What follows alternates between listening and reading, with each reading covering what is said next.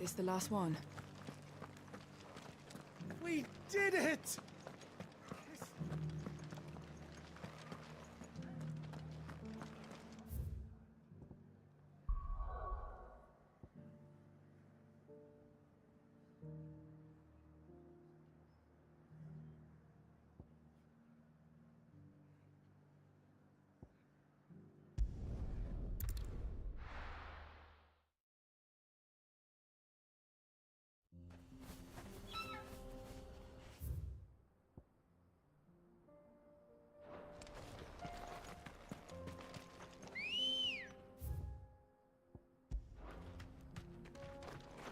Ready, go?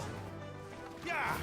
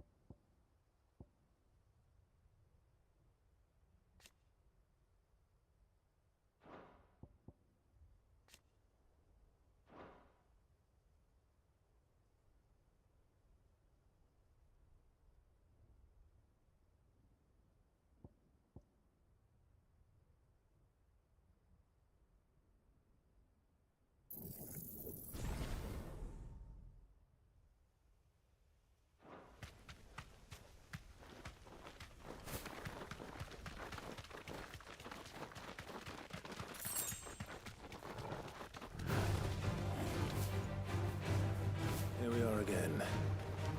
Carava. If you were a tortoise, Toggle, where would you hide?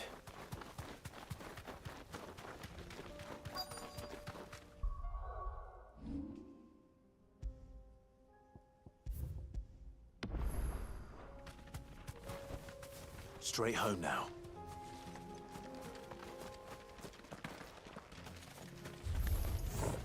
It looks like we found him.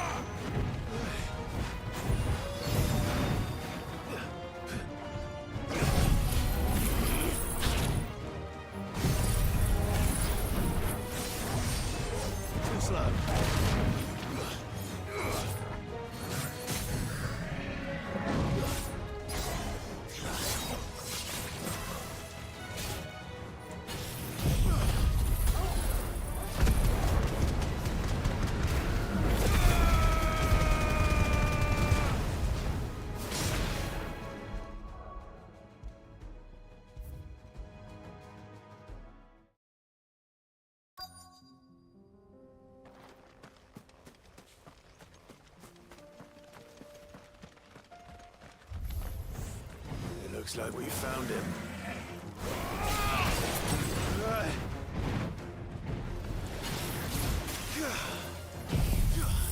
Let darkness fall!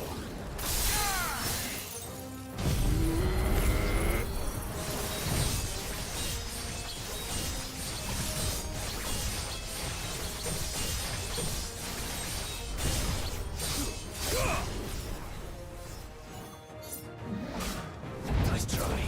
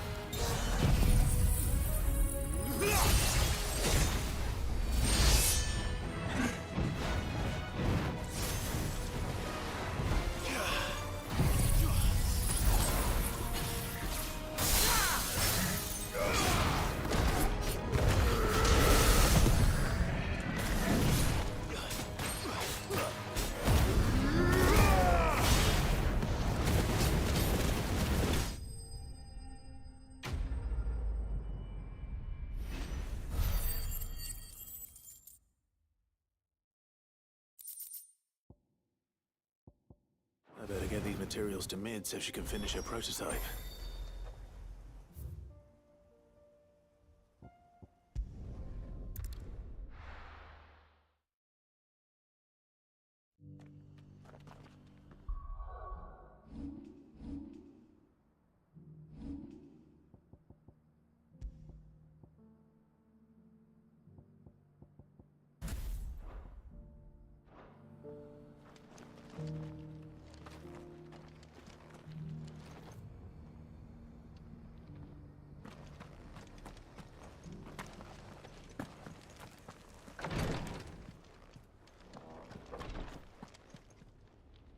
Lord Marquis, if you have a moment.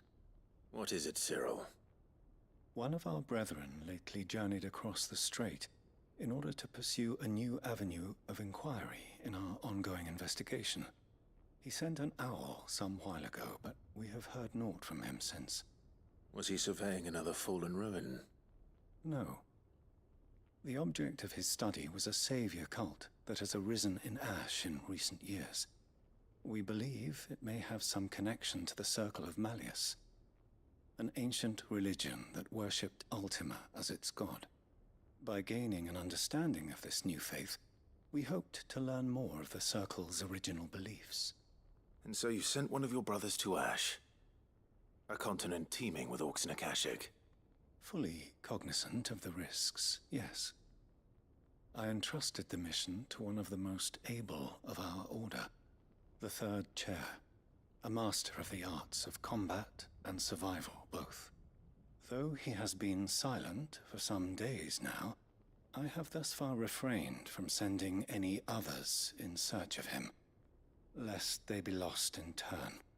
Yet, it seemed only right to inform you of the situation, given your unique experience of the perils of Ash. For as you so earnestly advised me, it would not do to abandon a man to his fate. when he might yet be saved.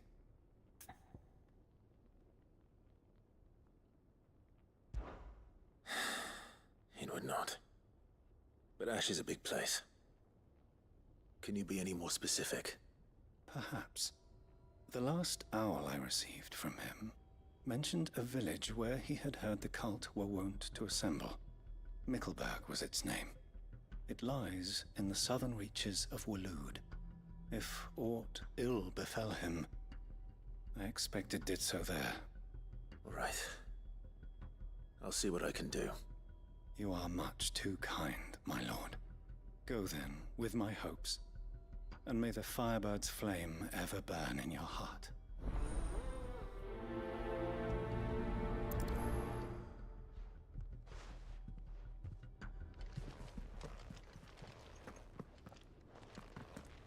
So then, Torgal, how do you feel about a trip to Ash? We have a third chair to find.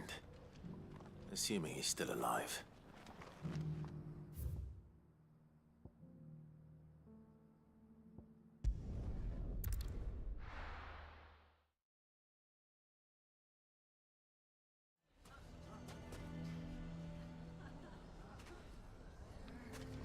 Why the hell would Victor take them? Here to help me pack? Thanks, but I'll be traveling light. I'm almost finished already, in fact. You're really going to go through with this, then? I am. But before I go, there is one small issue I'd like your assistance with. Well, two, in fact. If it's within my power to help you, I will. It's the children. I refuse to let them share in my disgrace. And if I leave them here, they surely will. Our friendship would see them ostracized forever. But I can't take them with me either. I can think of only one place where they are certain to be safe, and provided for, and loved. The Hideaway. Of course. The children would be more than welcome. Thank you, Clive.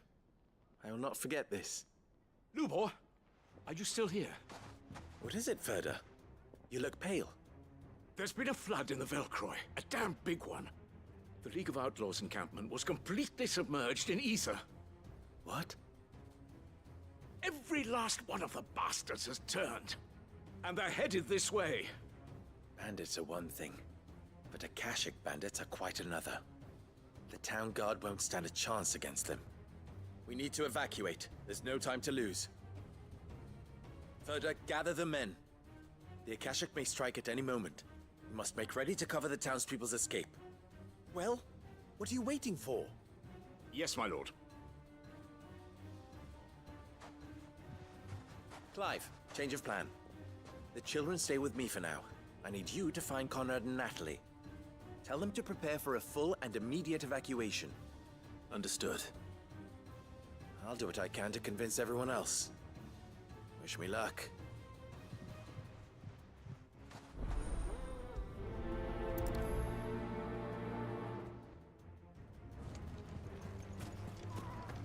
What's an Akashi?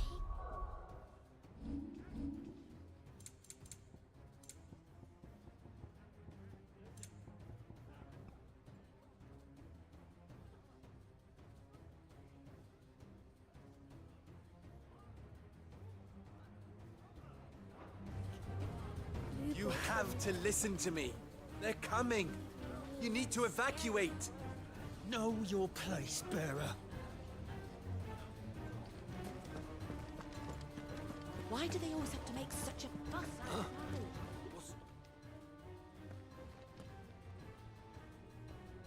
Ah, it's you. What do you want, Lord Underhill? To pass on an important message. There's been an ether flood out in the Velcroy. The camp where the so-called League of Outlaws were gathering has been swallowed. They're no longer just bandits. They're Akashic now, and they could be here at any moment. You need to begin preparing for a full-scale evacuation right away. Oh, do we? And who was it who gave you this disturbing news, might I ask?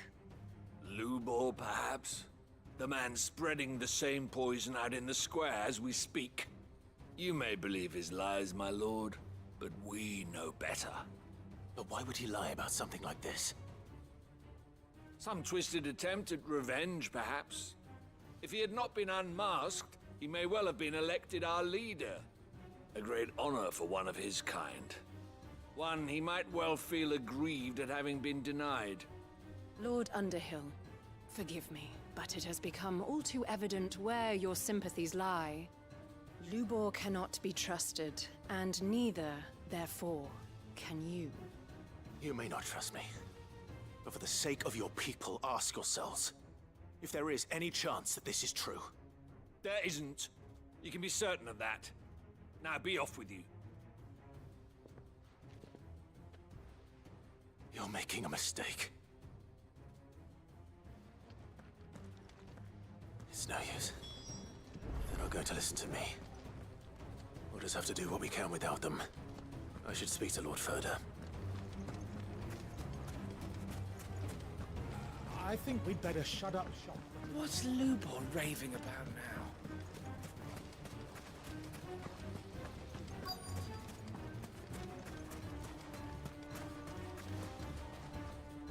Lord Furder, Cid, what's wrong?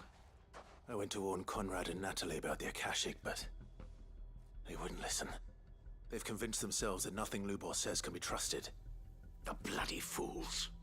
Which means the town guard can't be counted on for support. But I can. If there's anything I can do to help you defend Dalamil, you only have to ask. I appreciate it. Cid! Further! I've been looking for you everywhere.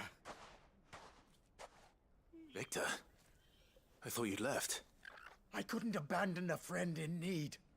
And Lubor is in need at this very moment. Come quickly.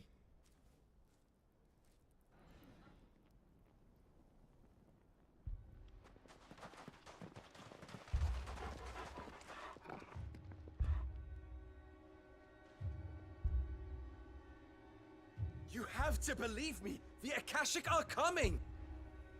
They don't eat, they don't sleep, they don't tire, and they don't care who they kill. They're unlike anything that's come before. There won't be no parley, no mercy granted! We may have saved the town once, but this is different. I do not ask that you forgive me, but please believe me. If you do not run, you will die. You will all fucking die!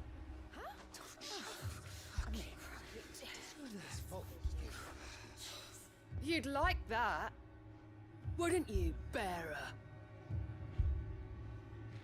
Yeah, with us out of the way, your kind will be free to claim Dalamil for yourselves. You who should run! Run, bearer! Yeah, run! Run! Far away! Run! Just go on, yeah. Yeah. Yes! Go! Go on, then. Go on! Just go. Lubor. Wait. Someone's coming. Stop! You're hurting him!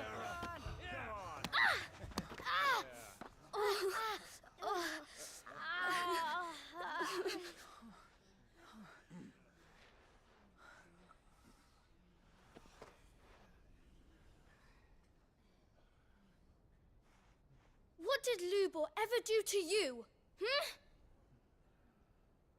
He solves all your stupid problems, and he keeps all of you safe.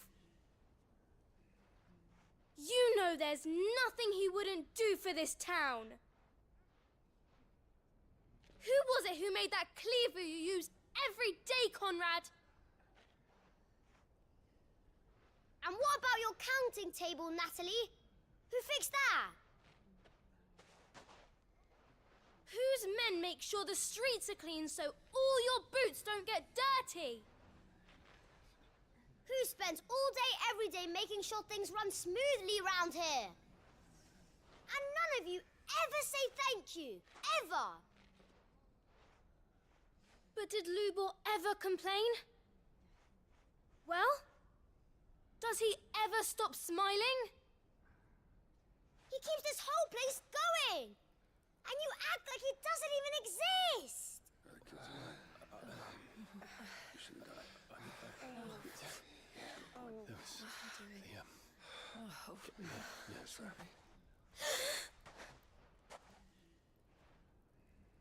Lubor, we've heard enough. Wait!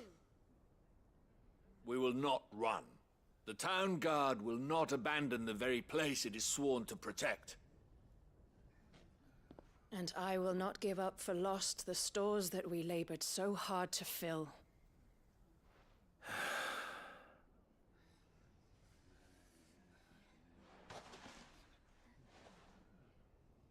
So tell us, how do you propose we deal with these Akashic of yours?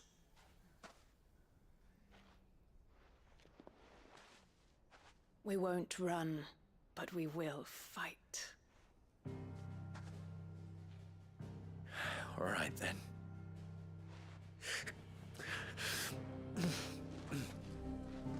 Fine.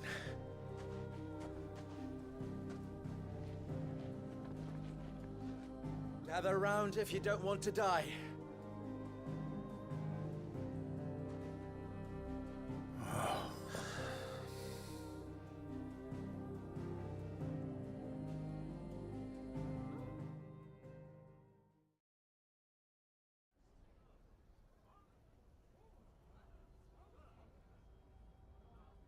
Allow me to explain the situation.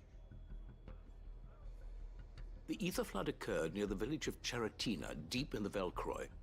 The place had been abandoned for years, until the League of Outlaws decided to make it their base of operations. Now they're all turned, and if the scouts' reports are correct, heading in this direction. They are mindless monsters, driven only by hate and rage. And they are utterly unpredictable. With the bandits, we at least knew how and where they were likely to attack. When these creatures come, Dalamil will have the bitterest fight it has ever faced on its hands. The town guard will muster at the north gate. The rest of us will take the south. Both forces will provide men to serve as scouts and messengers, ready to spread word of the size and nature of the Akashic force as soon as it is spotted. And as soon as it has been, we will converge on its position and see that it is driven back from Dalamil at all costs. Conrad, can I count on the support of the town guard? Always. I leave the selection and coordination of the messengers in your hands, Victor. And the command of our men in yours, Ferda. If you would both be so kind. Consider it done. As you wish.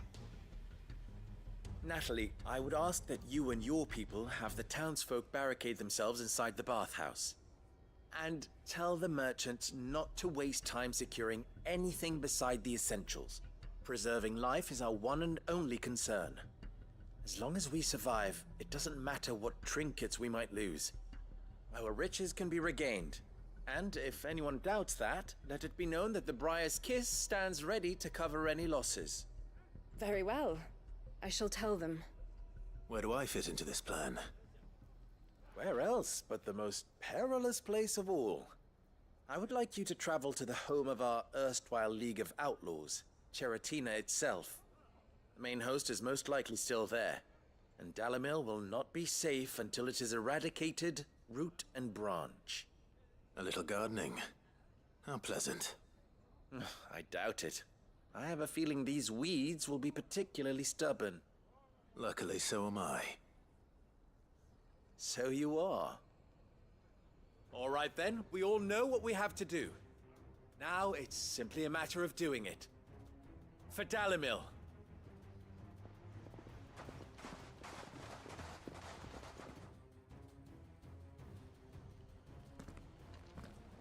Looks like everyone's ready.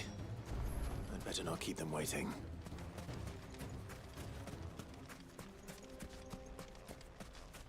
Good. That will keep some of them out. Any man sighting an Akashic is to raise the alarm immediately.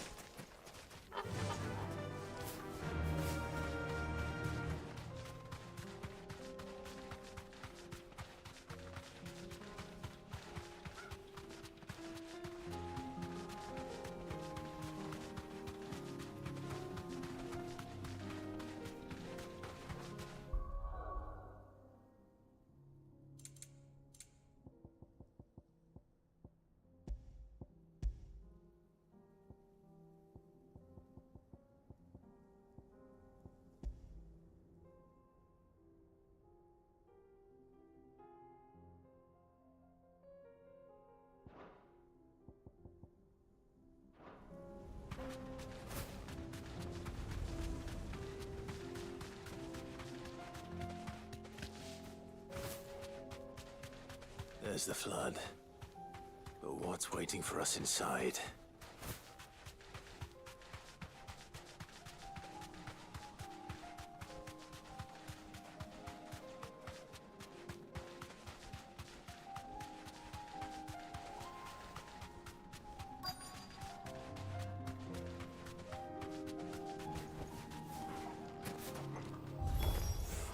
We can't leave a single one alive.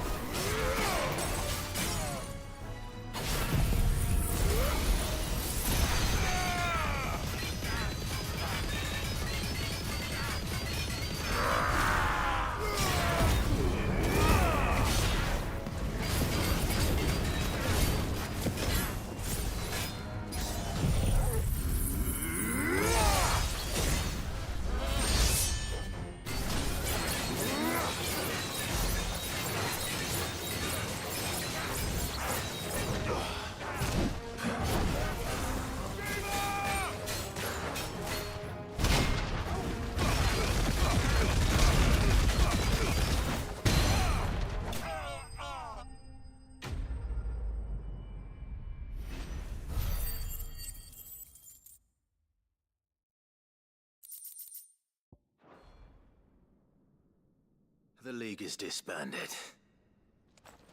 I should get back to Dalimil and see how the others fared.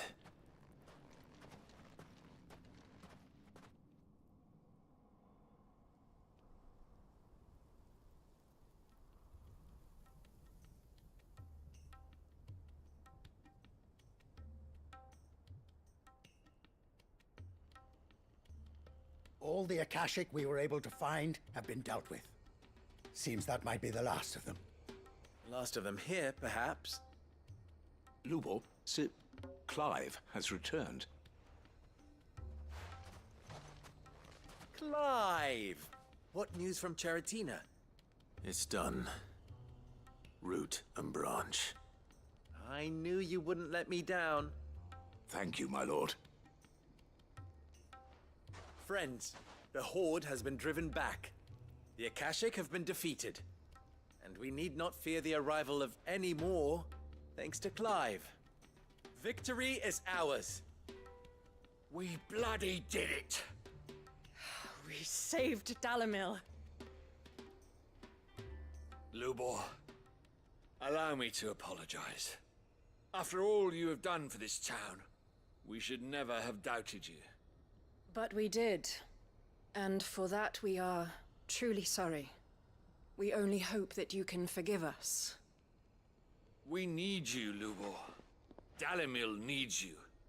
So, if you would still like to be considered for the position of mayor, you have our backing. You do remember that I'm a bearer, don't you?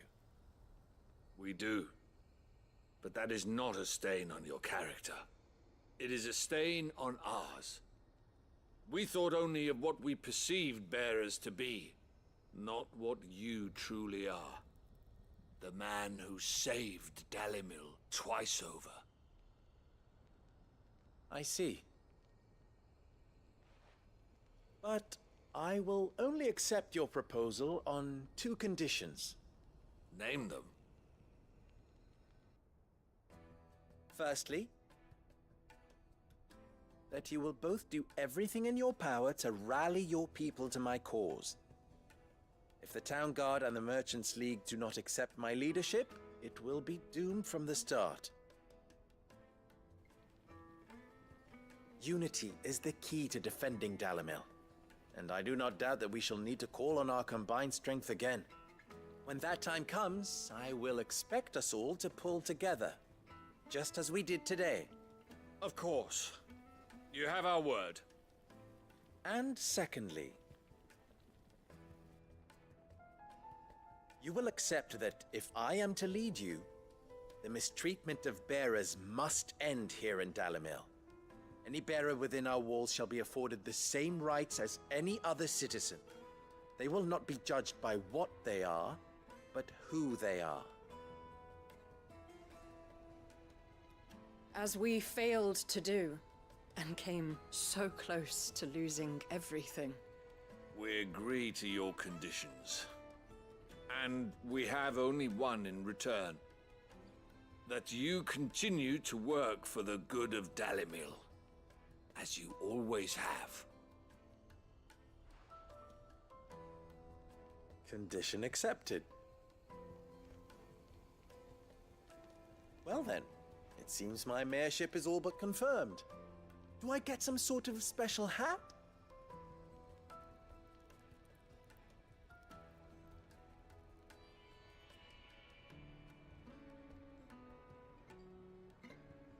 How fickle fate can be.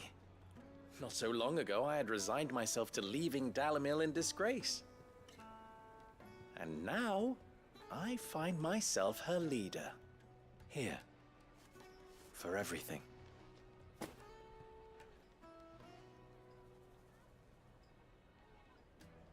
Lubo, about the children.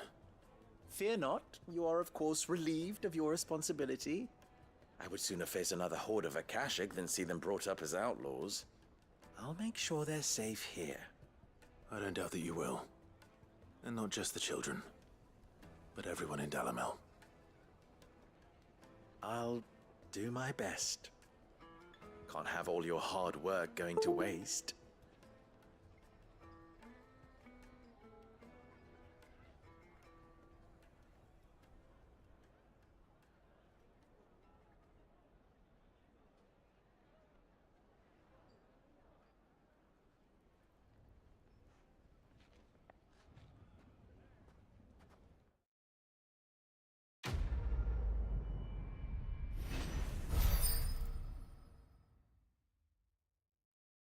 You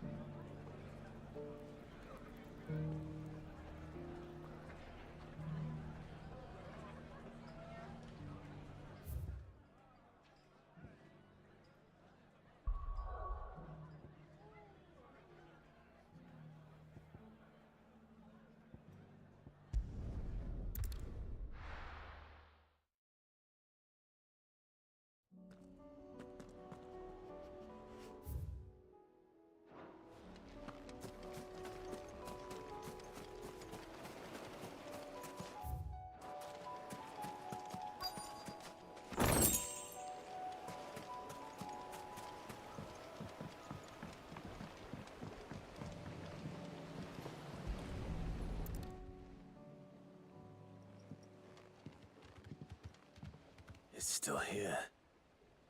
After all these years. A lot smaller than I remember. And you're a lot bigger. You might have to swim, boy.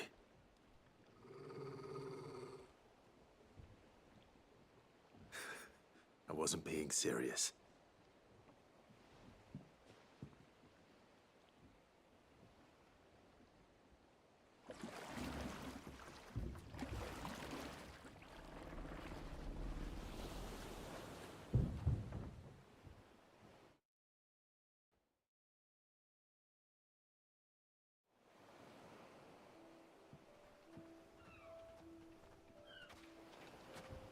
This place hasn't changed at all. The rookery's right through those trees. Come on. Race you there? I bet I could still beat you.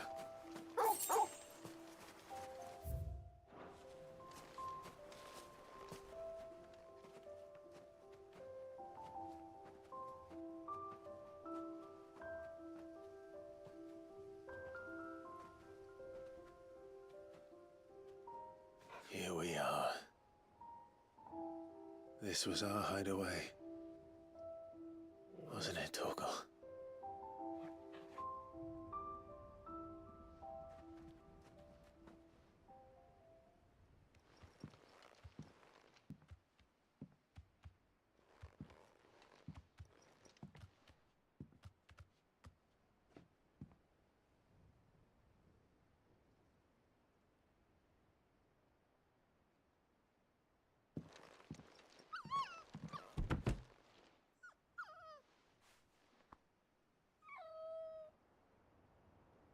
Coming here helped me to forget who I was. Or wasn't. Prince, shield. Son his mother could love. Had I been any one of those things? Perhaps.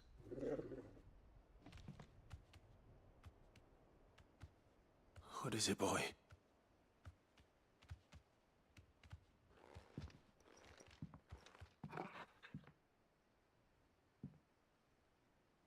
This is all from the castle. In Phoenix Gate. Did you bring these here?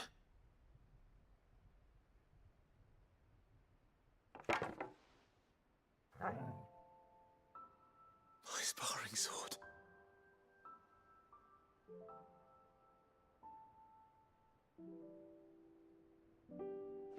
Well, well.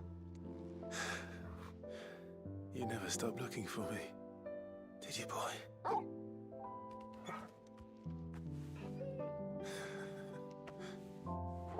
Thank you, Torgal. For never giving up. For never forgetting.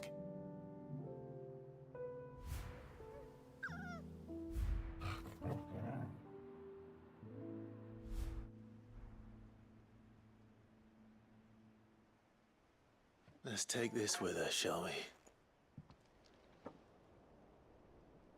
So I don't forget either.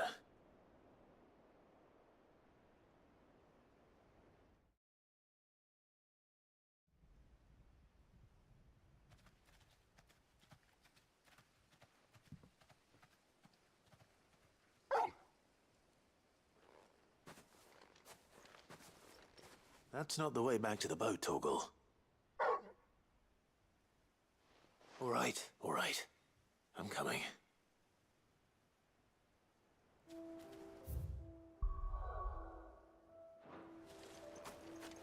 I think I know where we're going.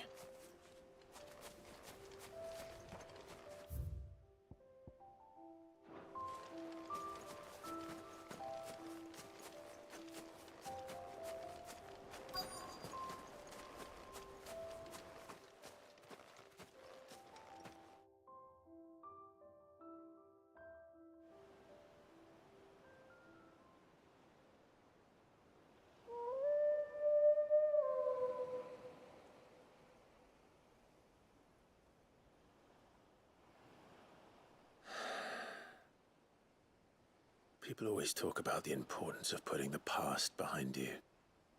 But without it, we wouldn't be who we are today. And we certainly couldn't steer our way to a better tomorrow. Come on, Torgal. Let's go home.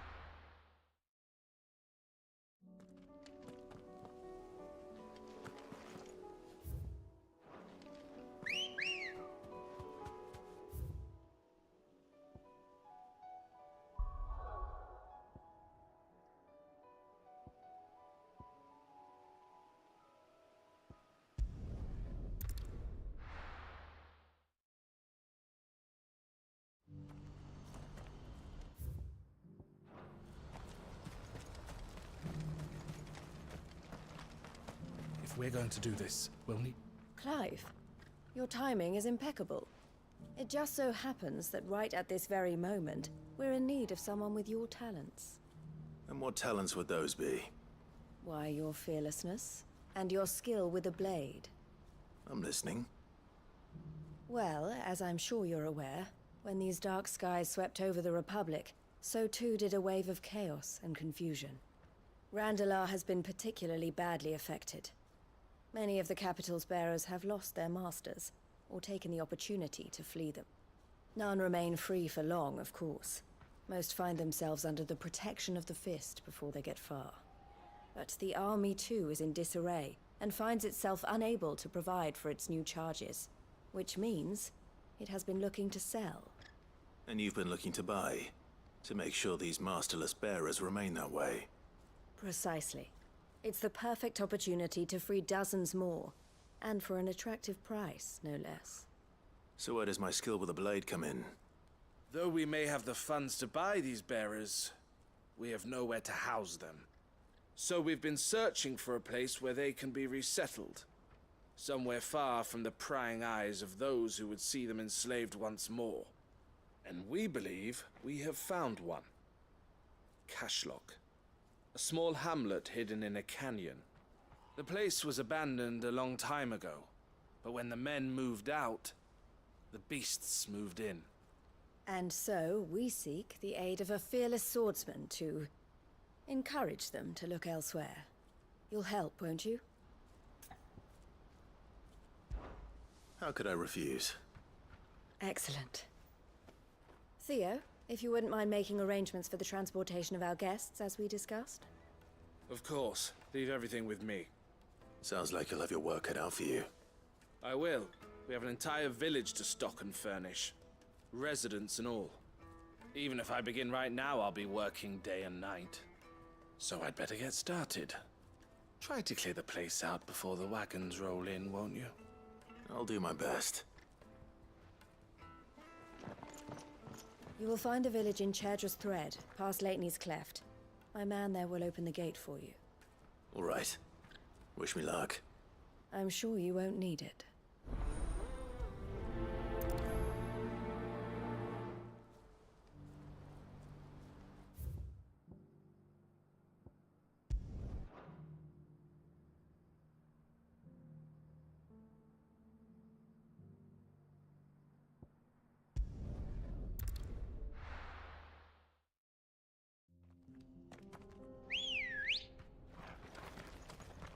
Come on.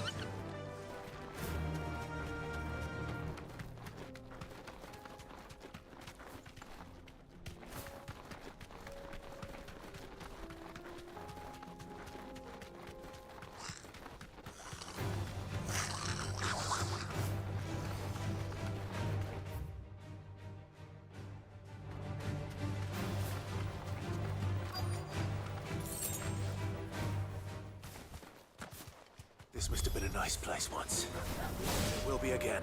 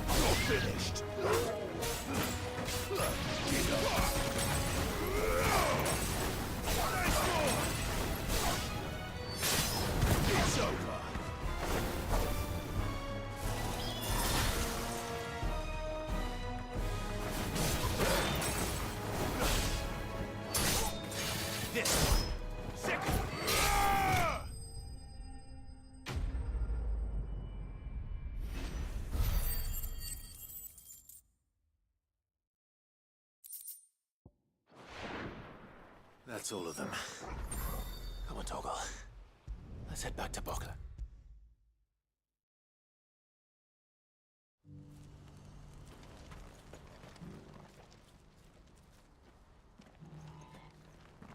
Something the matter, Theodore? Quiet.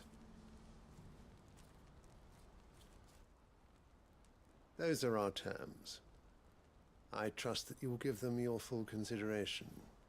I shall. Thank you.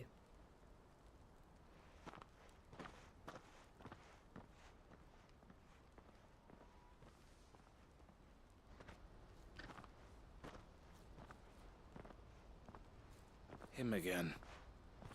Someone you know? Yes. And, no. But enough about him. How did you fare down in Cashlock? It's done. The village is safe now. You made quick work of it, as always. I should go and let Eloise know. Don't let me keep you. But Clive, don't tell her I was watching her, will you? She'll only get upset. I'll explain everything once you've finished with your report. All right. We'll speak then.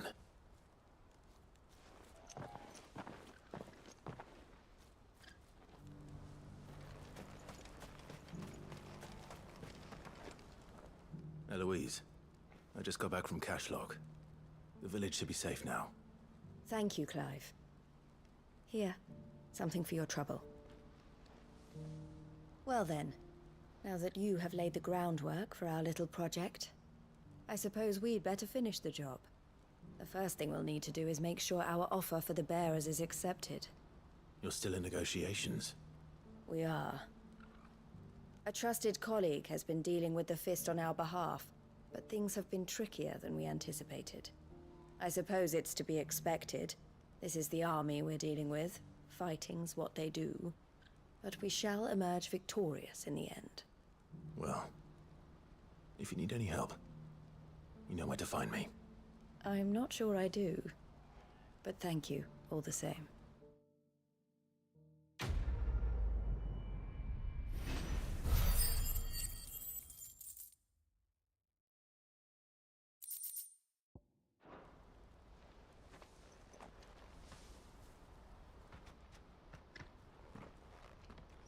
Ah, Clive.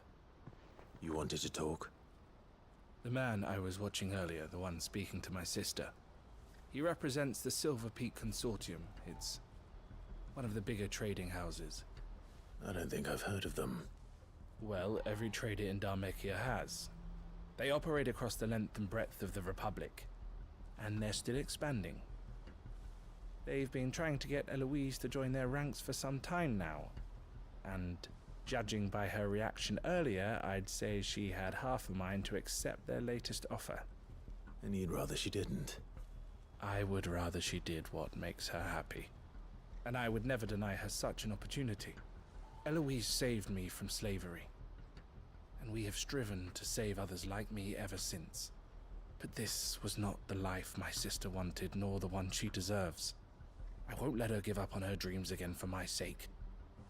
She freed me from my bonds, and she must be freed from hers in turn. You're a good man, Theo. I have always been grateful for what my sister did for me, and I want to repay the favor by letting her live her own life. But each time an opportunity to do just that arises, she turns it down. For my sake. She loves you. And I love her. Which is why I want this time to be different. To show her that I don't need to be watched over anymore. Though I'm sure I'll still need some help from time to time. I trust that I can count on you. Always. Thank you, Clive. Well then, I had better get back to work. These bearers aren't going to move themselves. That's a job for the Crimson Caravans.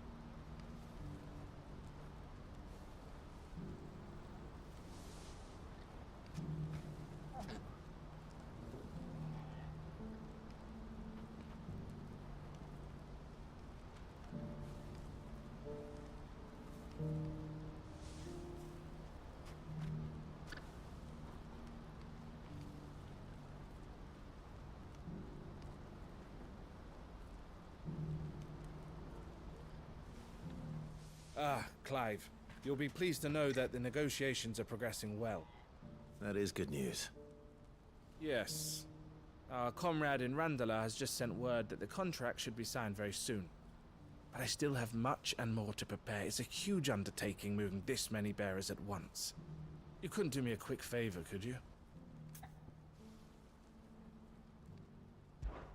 What is it this time? More wild beasts? Nothing like that. I just need you to go over to the caravans and ask El how long we have until the bearers arrive. Find out exactly how much faster I need to get all these supplies moved. All right. I'll go and ask. Thanks, Clive. I owe you one.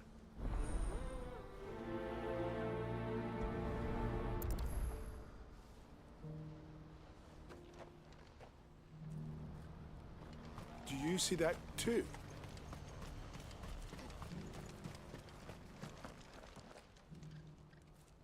Don't blame yourself, El. This is their fault, not yours. I know, but... No buts about it, all right?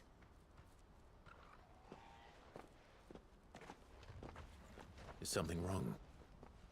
Vonnie came to give me a message from our intermediary. The talks with the Republican army have fallen through.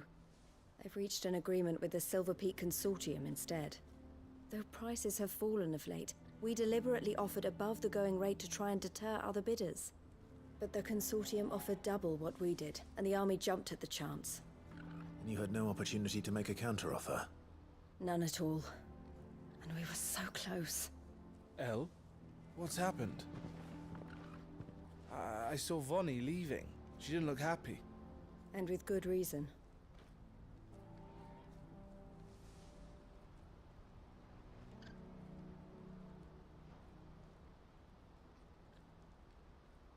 But I thought we were the only ones the Fist were speaking to about the bearers. How did the Consortium even find out about this? It's not so surprising. They have ears all over the Republic. This isn't over. The Consortium will have to sell these bearers eventually, and at the price they paid, buyers will be few and far between. I'm going to Randalar myself. Alone? You sure that's wise? Are you offering to be my bodyguard? How kind. Meet me at the checkpoint near the capital gates. I'll send an owl ahead and request a meeting. You go to Cashlock, Theo, and get everything ready. We've waited far too long as it is. Even if I fail to free these bearers, there will be others. Someone needs to prepare the place and keep any prowling beasts at bay. Oh, and that's me, is it? Well, it looks like I'm following orders till she gets back from meeting the Silver Peak Consortium, who've been doing their best to undermine our scheme. She'll never join them after this, surely. No, she said it herself. She still has plans for Cashlock, even if this one falls through. She means to stay with us, then. I can't say I'm not happy to hear it, but... is this what she really wants? You have to trust her. You're right. It's what she wants now. And if Elle's off fighting for the cause, I should do my part too. So I bid you farewell and safe travels, my friend. I'll gather my men and leave for Cashlock. We'll make sure the place is well stocked and defended. You go to Randalar and see if you can stop my sister biting the Consortium's heads off.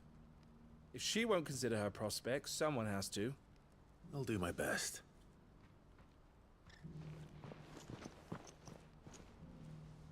All right. To Randalar, then. And better not keep Eloise waiting.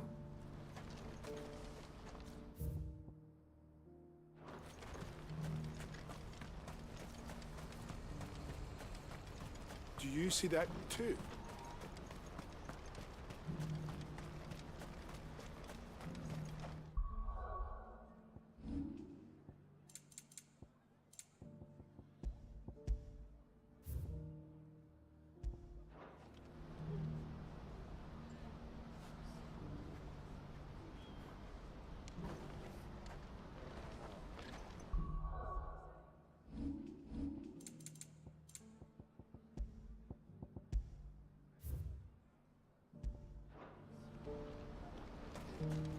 Papa?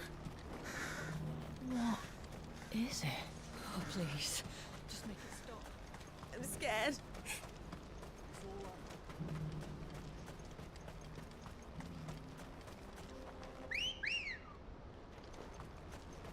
Ready, go? Fly, Ambrosia.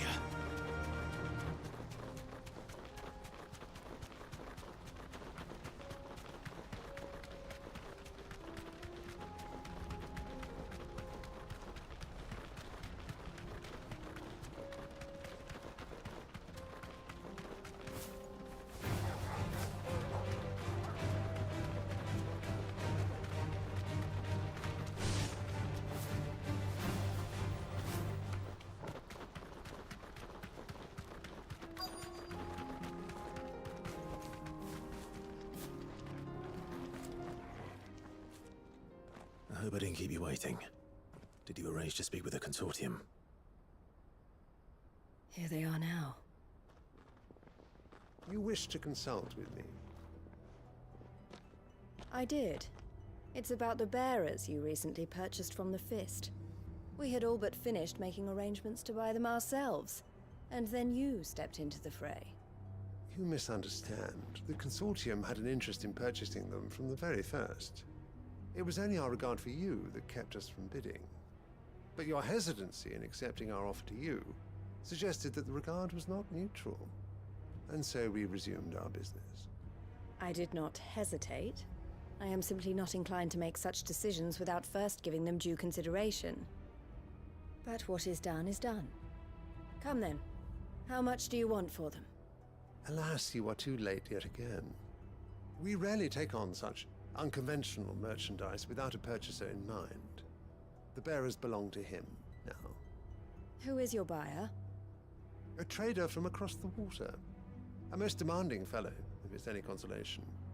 He insisted the bearers be fed, dressed, even given their own bunks for the voyage over. That's what you get when you deal with continental types. I wouldn't know.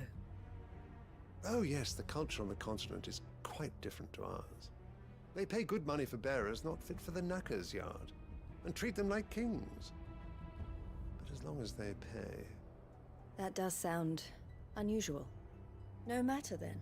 If they've already left our shores, there's little that can be done. Allow me to withdraw my interest. And with it, my interest in joining your organization. My associates will be sorry to hear that.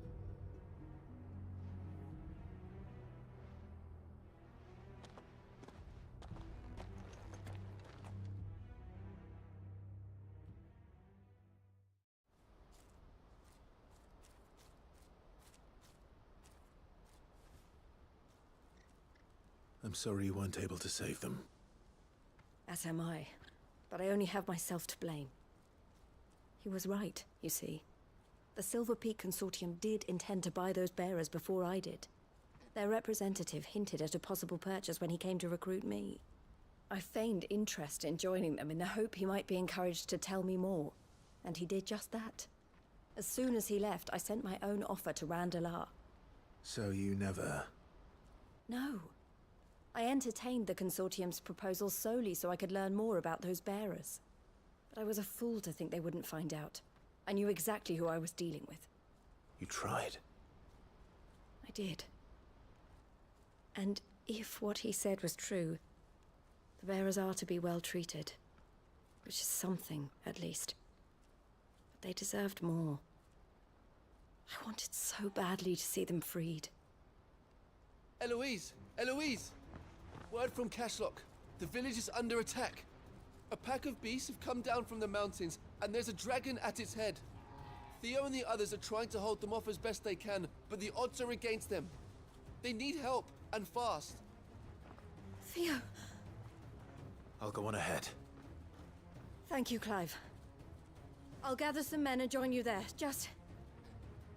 make sure he's safe.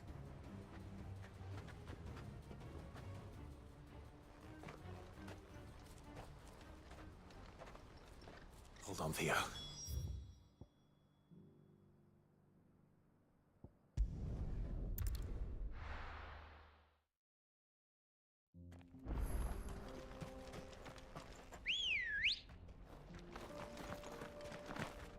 Come on.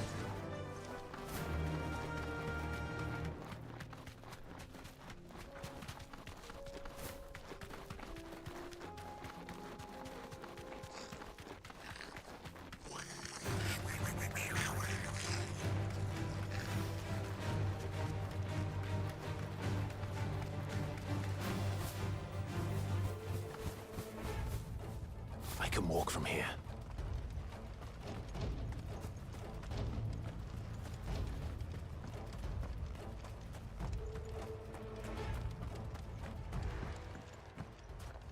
Where's Theodore? Upriver! He led the dragon that way to keep it from the village, but the whole area's flooded with ether. We just have to pray he makes it out in one piece. I can do better than that. Torgal, with me.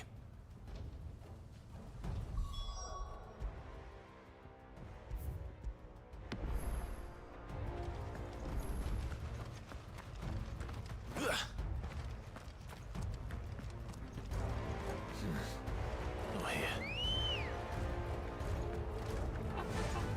Fly, Ambrosia.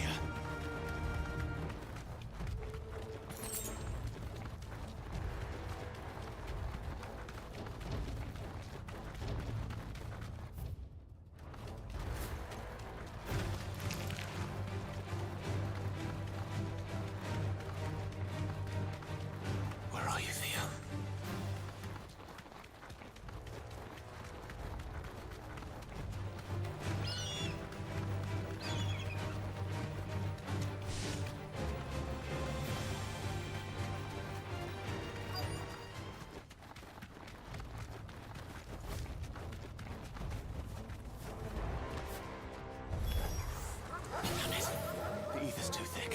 These creatures have already turned.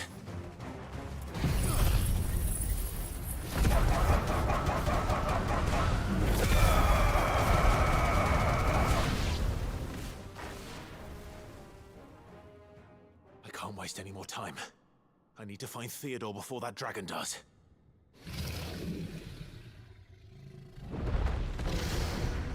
Looks like it's found me. This thing's turned as well. This isn't going to be easy.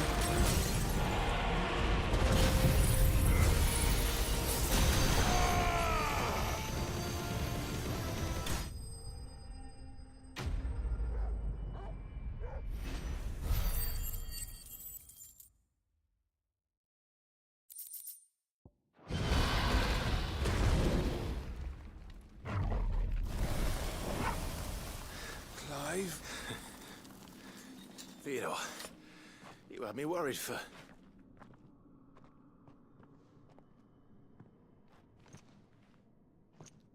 We have to get you out of here.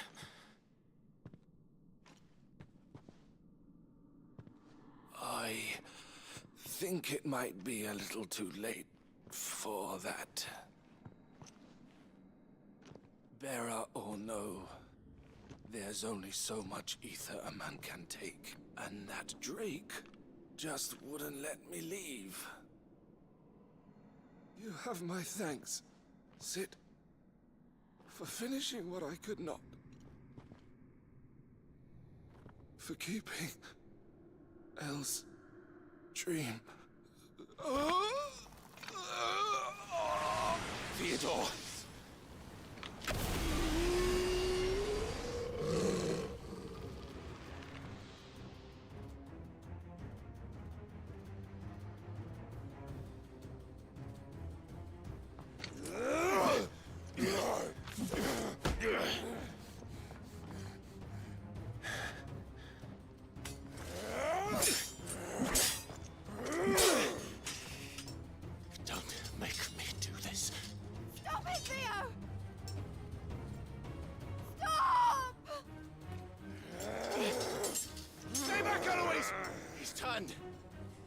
so will you!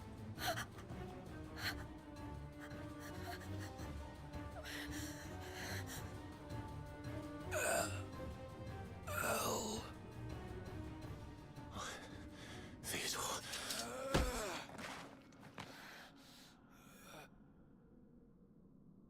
Take care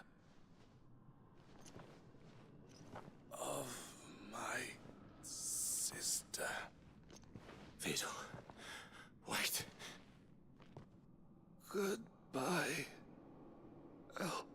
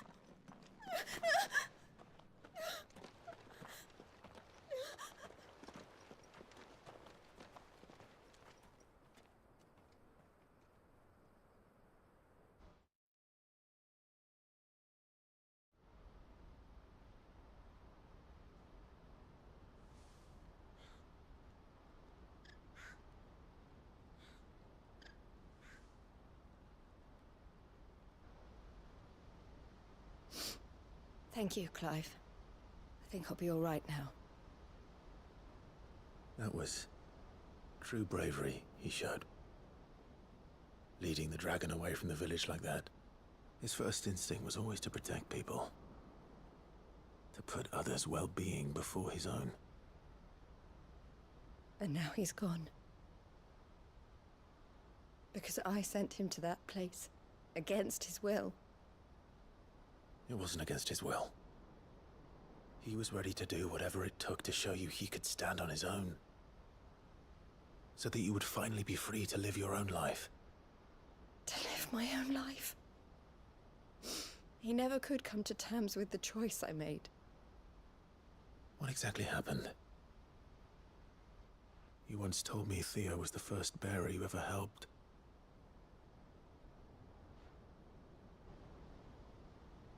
We grew up in Canva.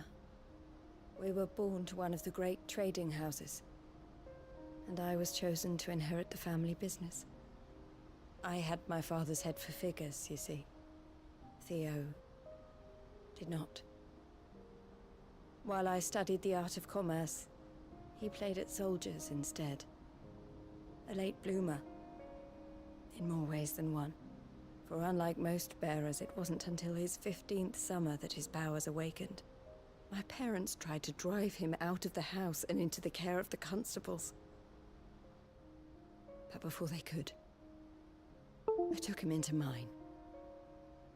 Theo told me something else. He clearly admired your devotion to the cause of freeing others like him from slavery. But he said you deserved a better life than this. He wanted to free you from what he called your bonds, just as you freed him from his.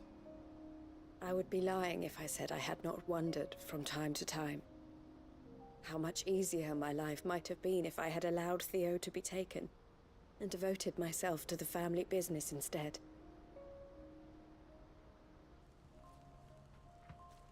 But I have never regretted the decision I made. Being with my brother meant more to me than tradition or reputation. I only had to look at him to remind myself of that night, and the choice I made, and the fact that I would make the same choice again in a heartbeat.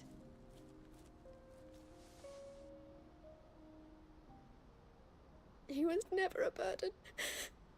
How could he even think that? If anything, I was the one who weighed him down. You weren't, Eloise. He said it himself, that he had always been grateful to you for saving him, and that he wanted to repay you by letting you live the life you were denied. Neither you nor Theo weighed each other down. You loved one another.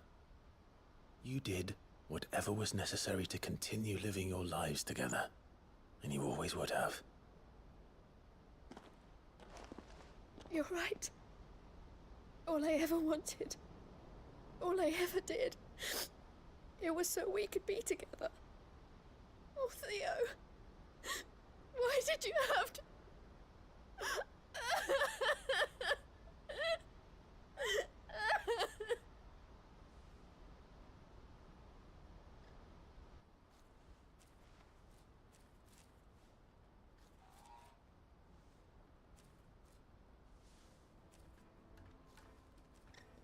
I know Theo wanted me to move on, but I'm staying here at the Crimson Caravans to continue our work. We can make a difference here. We can help people, save them. I need nothing more from life than that. So I'll carry on doing what we do, ensuring that goods, people, bearers get where they need to be, bringing smiles to people's faces just like we always have, and to Theo's. Wherever he is. This is the life I have chosen. The life I will always choose. I've made a choice of my own. To continue helping you however I can. Whenever you need it. Thank you, Clive. Let's go on together then. For Theodore.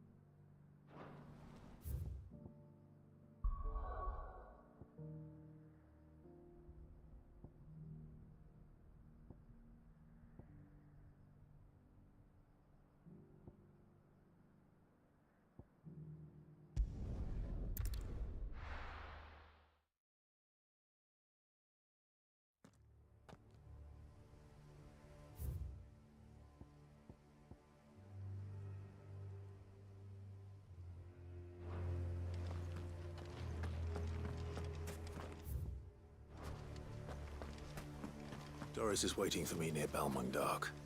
The longer she's out in the open, the more likely she is to be found by Akashic. I need to hurry.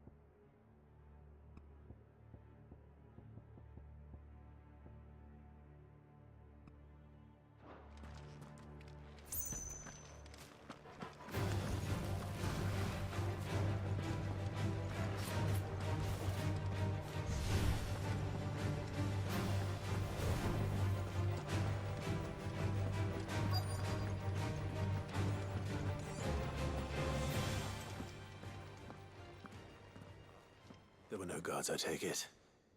None manning the gates, no. It's a different story inside, though. The corridors are crawling with Akashic. Most likely guards left behind when the Wardens ran.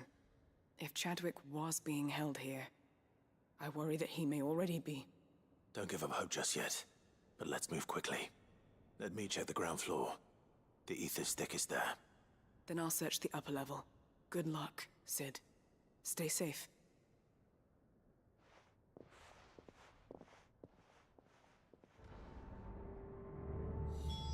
Just how bad are the floods inside the walls? Bad enough to turn a bearer? I hope not.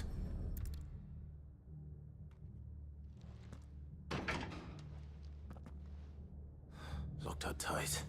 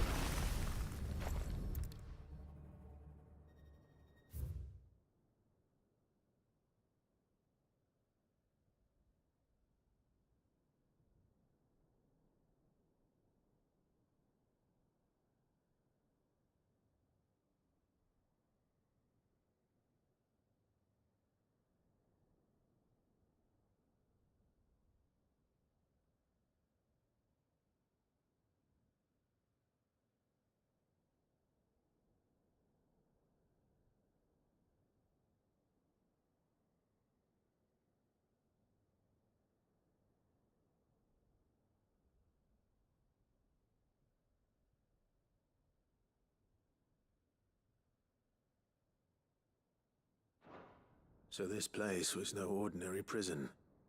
And I doubt they'll have taken the creature with them when they fled.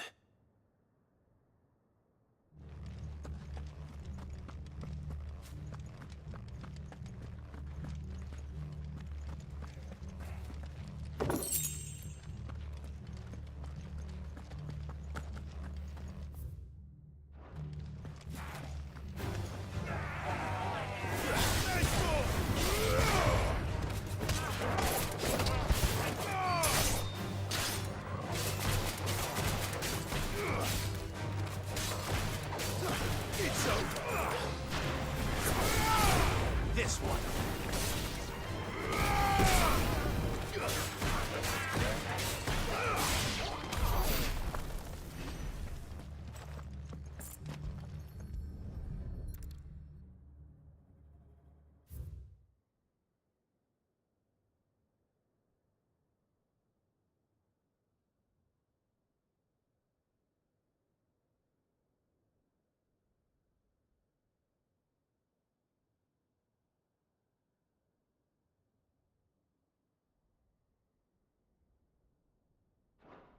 Minimal loss of Waluda lives.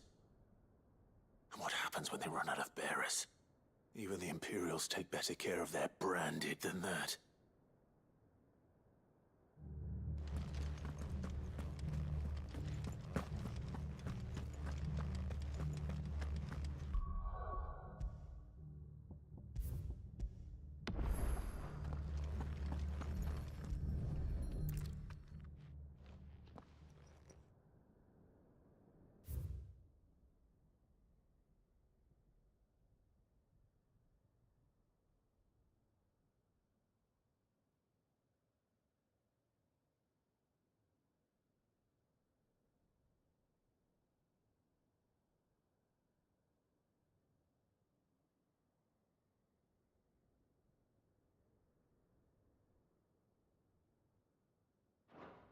They were feeding bearers to it. This is even worse than I'd feared. Nothing but Akashic down here. Hopefully things are looking better upstairs. I should go and see how Doris is getting on.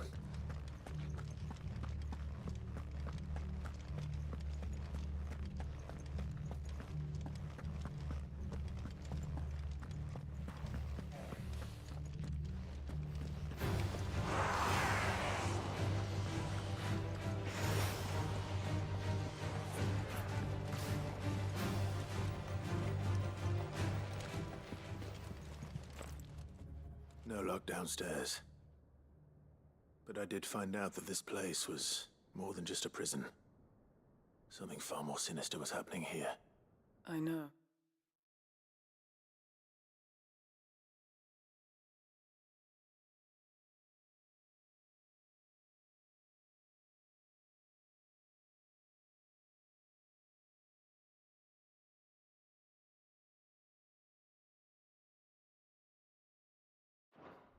I've been reading some of these documents, and it can't be true, can it?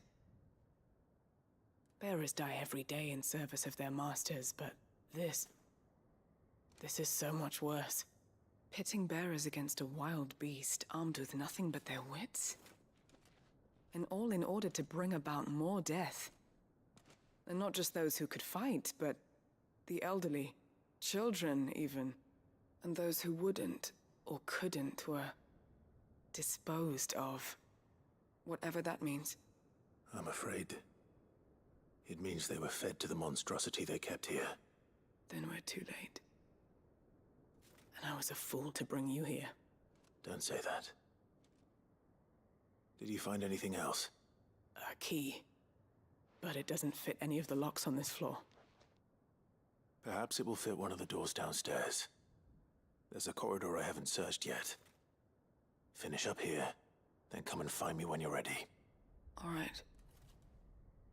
I'll be there in a moment.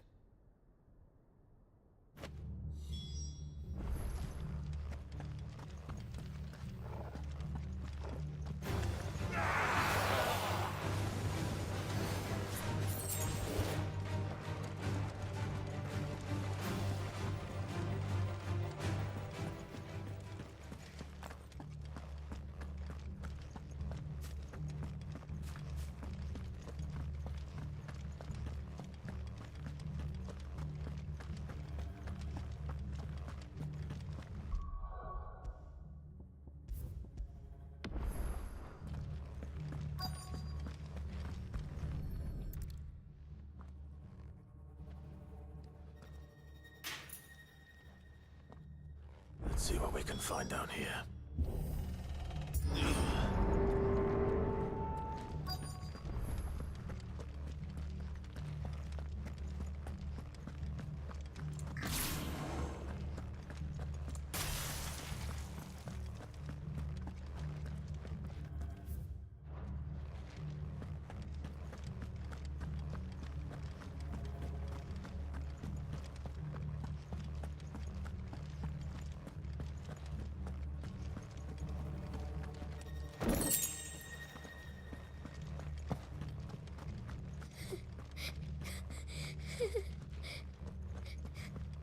A survivor. And she sounds close. Who are you? There's no need to be afraid. Are you alone? Are there any other survivors? Some of the guards. They're still here. But something's wrong with them. Everyone else was eaten by the monster. Of course there were. Thank the Founder. It was worth our coming. But I'd rather we didn't linger. Are you ready? Ready when you are. You poor thing. You must have been terrified. Did Chadwick send you? What? He fought the monster.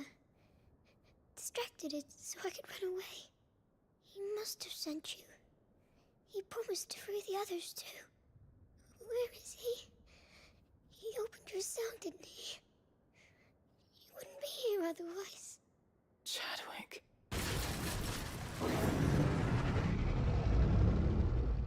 Was that? Monster's back! Chadwick, help! We have to get out of here.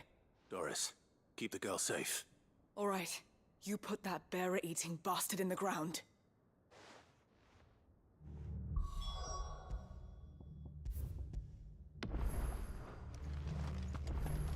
It's out there waiting for me. I can't let it live. Not if it's got a taste for bearers.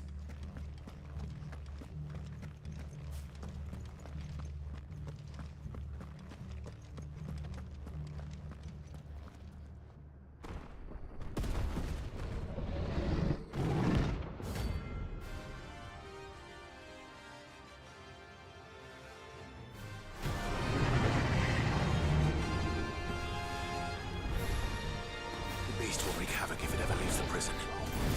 I can't let that happen.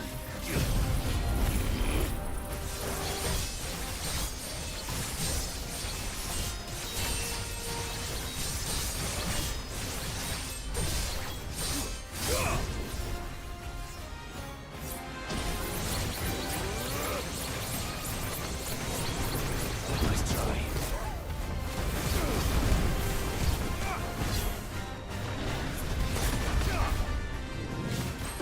Slow.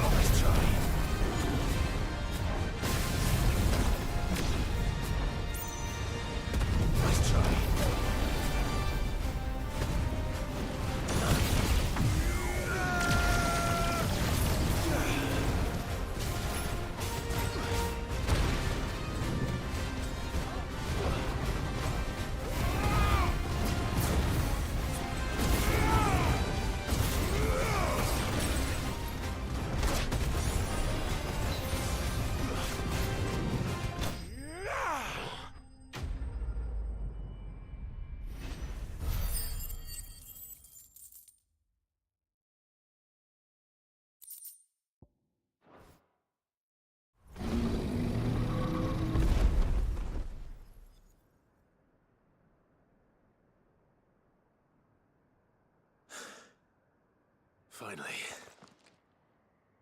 Sid, are you hurt? I'm fine. I think.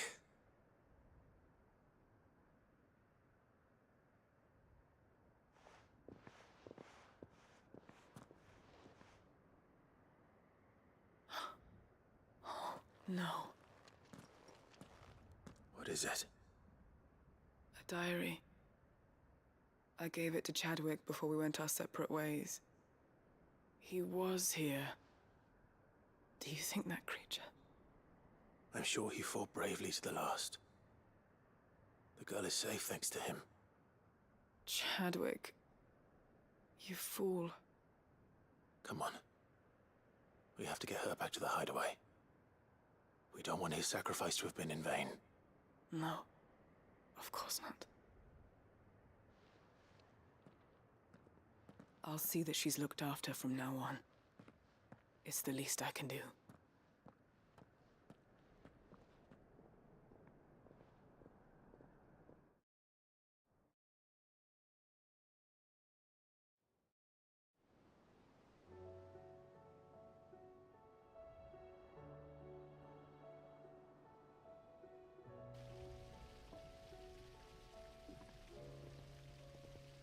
From what I hear, you've barely left the girl's side in days.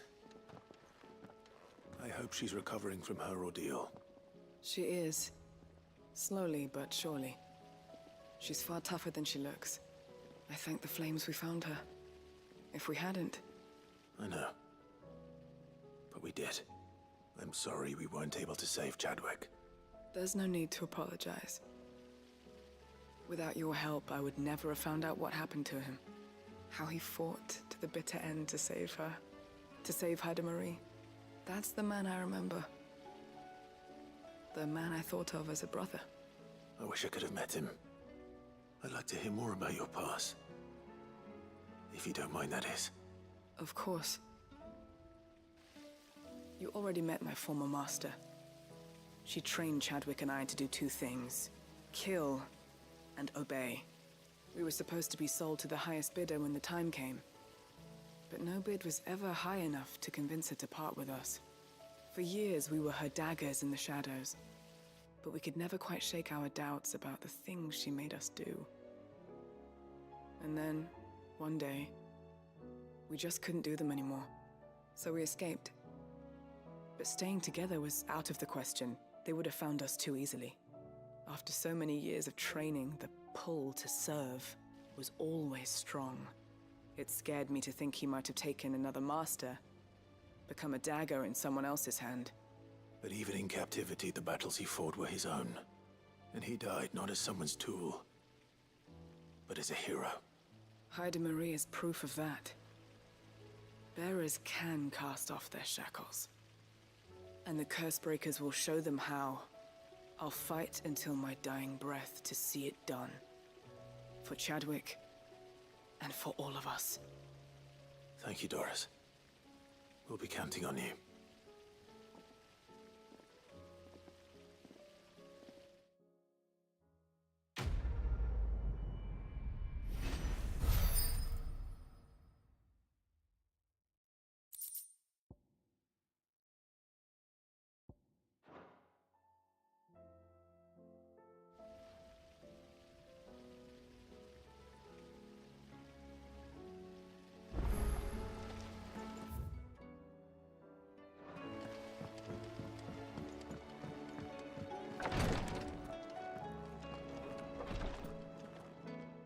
Thank goodness you're back. Taya looks like she's about to collapse. Is this what you needed?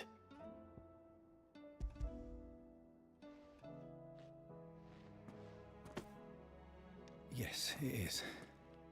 Thank you, Clive. I'm loath to give a patient Alicia, but Taya's right. Sometimes it's all we can do. A single dose dulls even the most agonizing pain, and all other sensation with it. It may be a gentle way to die, but it is death nonetheless. I wish there was another way.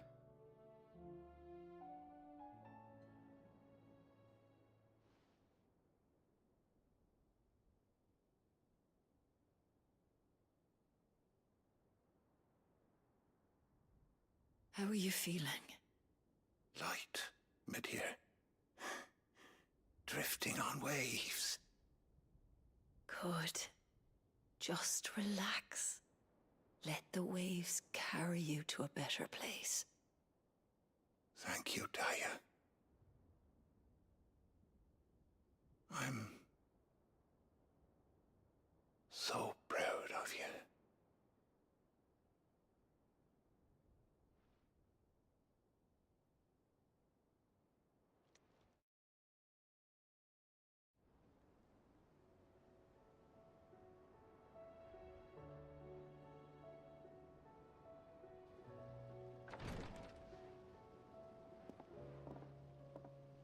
He's gone. Thank you, Rodrigo. And you, Clive? I'll see that he's properly laid to rest.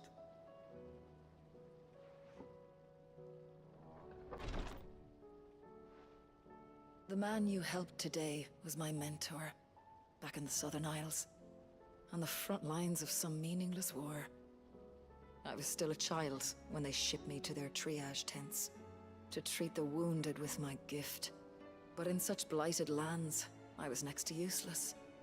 Until he taught me the true physicker's art, that is. An art we would be lost without. Tears of mercy were his gift to the bearers of the world. A respite from the agony of the curse's end. And a kindness Sid would have approved of. You know as well as I what life is like for a bearer soldier. Marched from one battle to the next, never knowing which might be your last. A commander may care nothing for the bearer spent in his service. But my mentor's gift gave the dying one fleeting moment of tranquility before the end. I've no tears left, Clive. I've seen too many of my friends taken. Something needs to change. And we need to be the ones to change it. And we will. I promise. I hope so.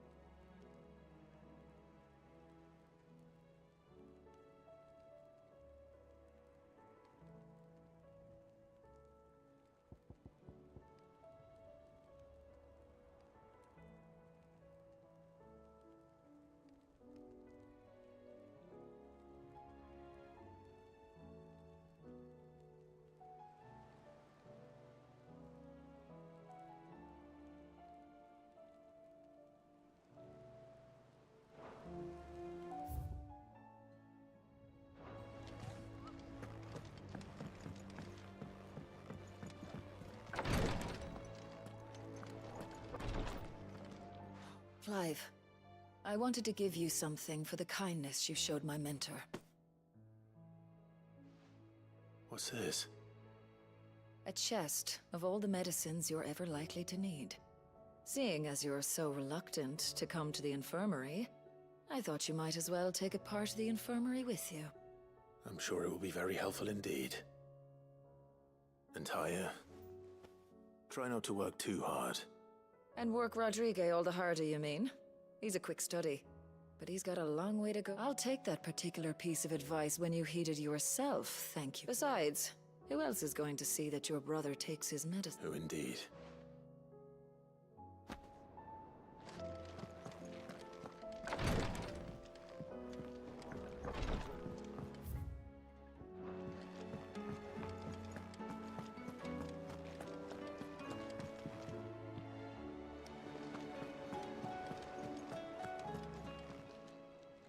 Oh, I wasn't expecting you back. All yours. All done?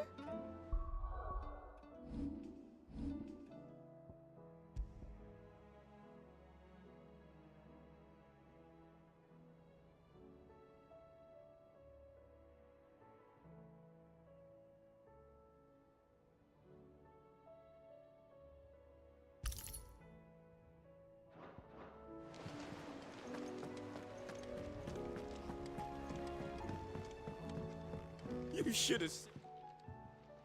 Welcome back, Sid. Welcome back, Sid. Yes. Welcome back. Trip wasn't too much of a pain in the arse, I hope. Truth be told, it was me who suggested roping you in to help with the trial. But from what I hear, things didn't go quite as planned. No, they most certainly did not.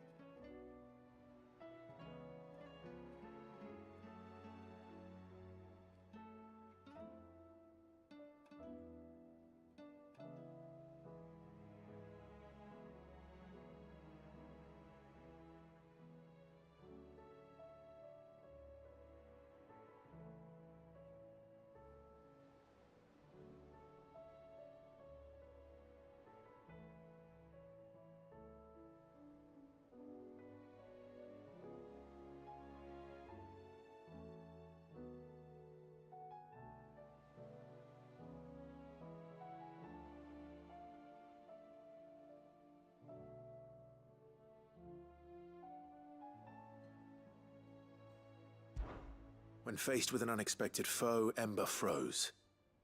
He did not run. He did not fight. Had I not been there, he would be dead. It would be too great a risk to send him out on a mission alone. Thank you, Sid, for your honest appraisal. Ember, you braved the tower and emerged unscathed. Yes, but only because Sid saved your skin. To me, that's no better than being caught red-handed. You failed the test. Wait, Sergeant. Ember still has much to learn, it's true. And this time he was found wanting. But I'd say he's due a second chance, nonetheless. After all, he did do as you asked.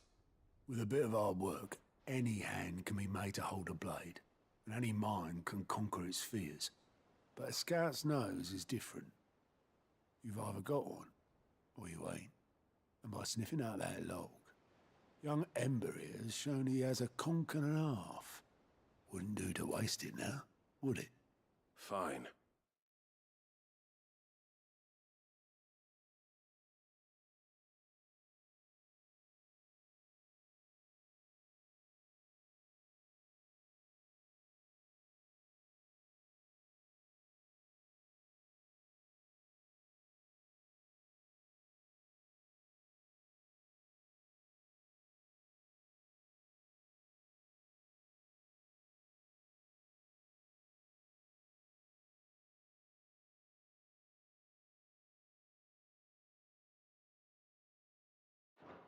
one more chance. I'll do whatever you ask. I'll spend my days and nights in the pit if I have to. I'll show you. Daft as a brush, that one. But he's up. Just like someone else would. And if you ask me, we've been leaning on him for that time the Cursebreakers took some of the weight off his shoulders, I reckon. It couldn't hurt. Just don't tell Gav I said so, will you? I won't have him thinking he's been hard done by. Next thing you know, chance would be a fine thing. Forgive me, Sid. This did not play out as I expected. But that's why we need men like Ember more than ever. Men who can make the best out of a bad situation. Remember that. I will.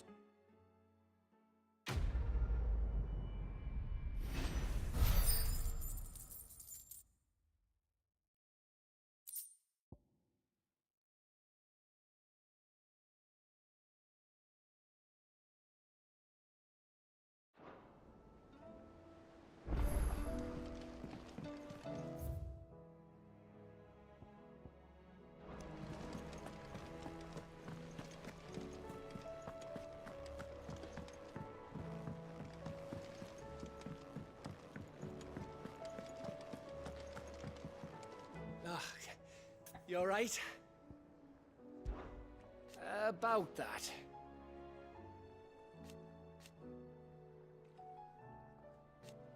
Oi!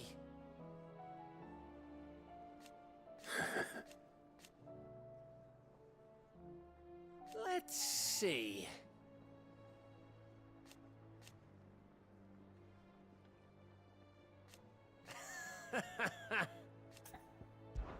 Something troubling you? No more than usual. It's just... Etta's baby will be coming soon, and I wanted to make something for it. I'm sure she'd like that. Back in the north, families would always make gifts when a bairn was on the way. Yeah, let the little tykes know they were welcome in their new homes, like. So, what's the problem? Well, the problem is that Etta's due any day now, and I don't know if I'll be ready in time. Is there anything I can do to help? You know, there just might be. All right then. What exactly?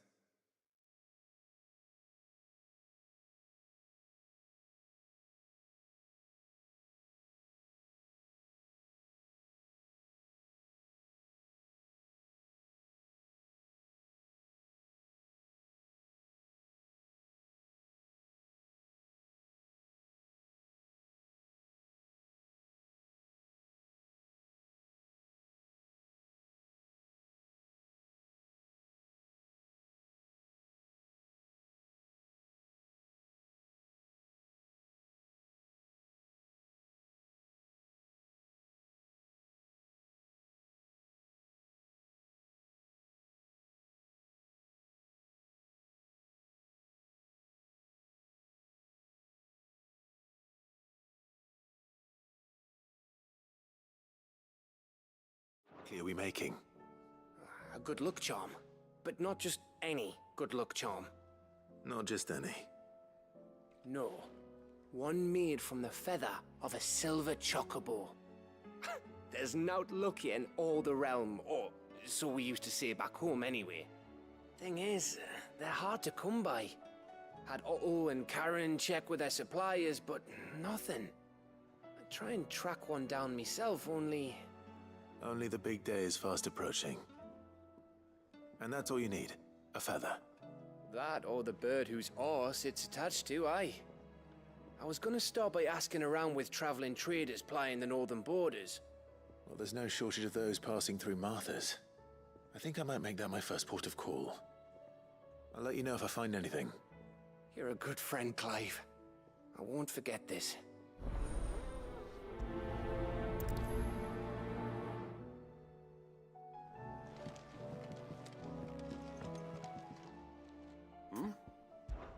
Clive, my boy! Rutherford informs me that we owe you our thanks. Hadn't intended for you to get involved, but such are the times we live in, huh? I would have done the same for anyone else. You're far too modest, Clive. You'd make a terrible nobleman. But tell me, is the realm truly in as dire a state as Rutherford suggests? From what little I saw, you were right to be worried. I suppose I should have expected the worst. But I was rather hoping the great and good of the realm might have things a little more under control. Alas, it seems that firm leadership is in short supply these days, and without it, the people are bound to lose their way. We must move quickly. But where do we start? True, the challenges that face us are many. But in my estimation, there are two key areas to be addressed before any other. The realm's armies and her larders. As you've seen firsthand, it's every man and woman for themselves out there. Certain cities have banded together to try and maintain some semblance of order, yes, but such cases are few and far between. And yet, the only remedy for the chaos that faces us is unity. A unity that transcends even the borders laid down by our ancestors. In short, if Storm does not stand together, she will fall apart. But how would one even begin to unite the realm? The armies, my boy. As I told you already, we begin by restoring order among the ranks of those sworn to maintain it. Sadly, I doubt I could convince even the lowliest gaggle of privates to dig a latrine together. But I do know someone the High Commanders have been known to listen to on occasion. Field Marshal Eugen Havel. I thought he was retired. He was, until an Akashic army tore through Randalar and killed most of the rank and file. There is no man alive more capable. Literally. And as luck would have it, I've already spoken with him on the matter. Of course you have. And he's agreed to help. On one condition. That he first speaks with you personally. Havel has always been a man of frustratingly rigid principle. And he has certain qualms about clasping arms with, well, with an outlaw. I extolled your many virtues as best I could, of course, but the old goat was adamant that he be allowed to appraise you in person. You don't mind, do you, my boy? Of course not. As long as chaos reigns, we will never build a better world. I'll do whatever it takes. And if the Field Marshal wishes to speak with me in person, then so be it. That's the spirit. I'll leave for Randalar at once. Would you send a Stolas? Of course. Rutherford is already in the Dalmekian capital. I'll have him tell Havel to expect you forthwith. Excellent. Thank you, Uncle. No, thank you, Clive.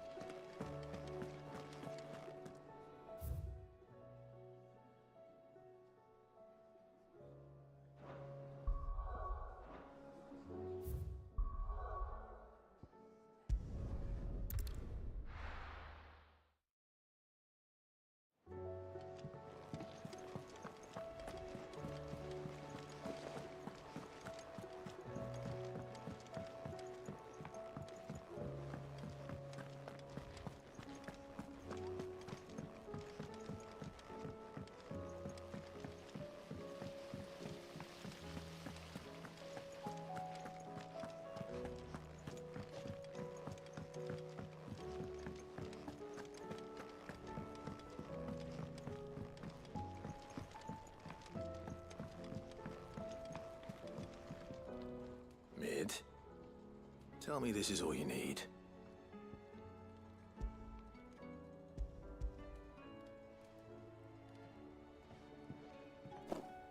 Aw, you make it sound like I asked you to save the world or something. Tell me this is all you need. It's most of what I need.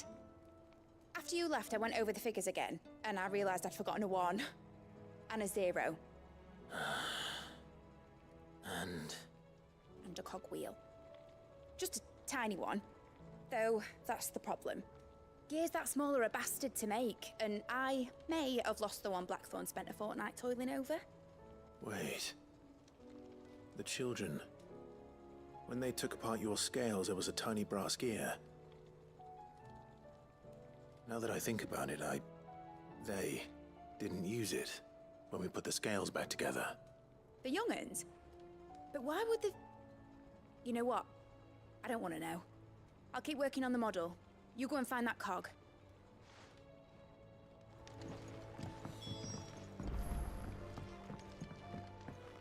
Has Midadol mentioned a new project yet?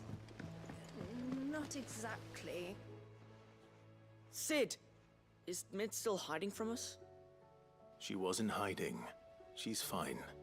She's just busy working on her next project. A new invention? What is it? What is it? Is it an airship? I bet it's an airship! Do you think she'll let us help? That just so happens to be why I'm here. She needs something special, something only you three can provide. A brass gear. A tiny one. One that might fit on, say, a set of scales? Oh, the one you forgot! We remember! We saved it, just in case. It's in the bag of bits. Since your lesson, we've been disassembling, then reassembling everything we can find. All the pieces that are left over, we keep under our beds, just in case. That's good to know. Look! I found it!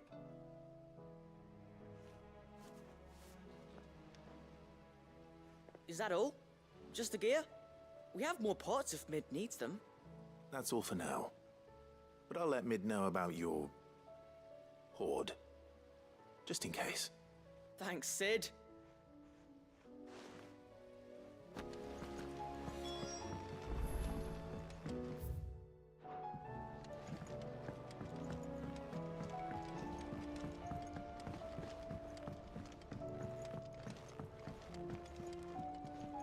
Well, did they have it?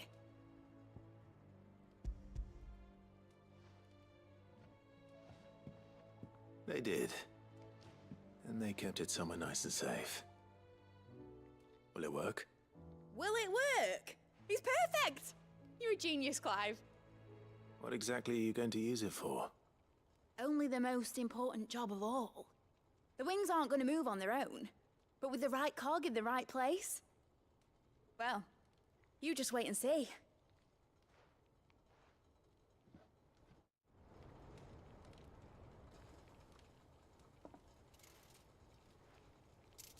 That should do it.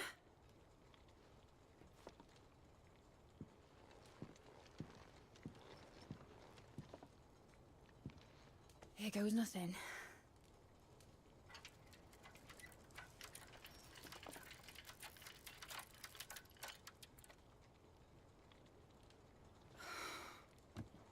Titan's tits.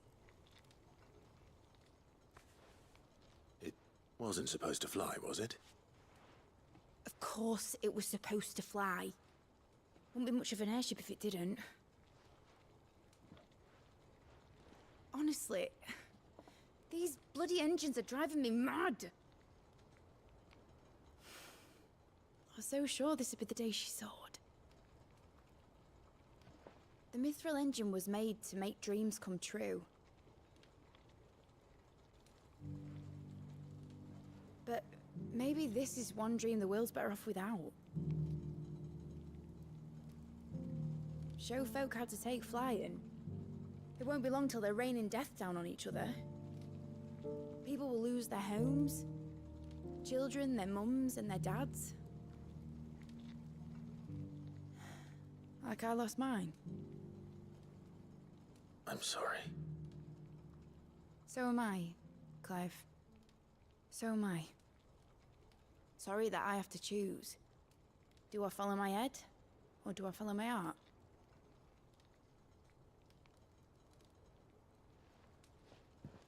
Good question. The first time I stood on the deck of your ship, felt the wind in my hair. It was like I was flying. But imagine how it would feel to actually do it. My dad always said there were two ways of living life. Chasing a dream or shuffling to your grave. And he were right.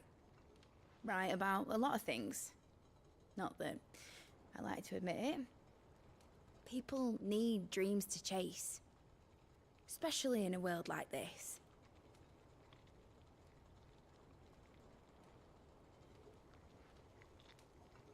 Right. When this is over, I'm gonna take all my mithril engines to Zemeckis and sling them over the edge. I won't have my dream end up turning into someone else's nightmare. But all that hard work... All that hard work will not be used for war, Jamie. But it ain't like it'll be gone. Tell me, Clive, have you ever been on a treasure hunt? Not since Joshua and I were boys. Why do you ask? Because I'm gonna bury the engine schematics and leave behind a little riddle telling people where to find them. A really hard one, so that only the most dedicated dreamers will ever be able to work it out.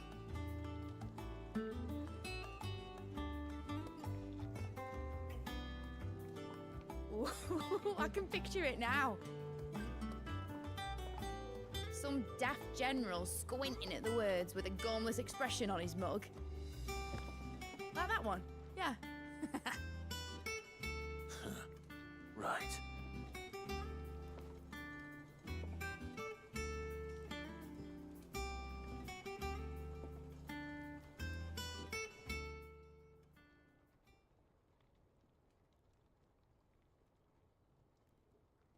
Of course, if I'm putting this engine at the end of a treasure hunt, I'll still need to make it a treasure worth hunting for. Won't be much of a prize if it couldn't even make a toy boat fly after all. My dad always said, dream big. But it ain't the size of a dream that's important, is it, Clive? Only that it's a good one, and I reckon I've got a fair few good uns left in me. I'm sure you do.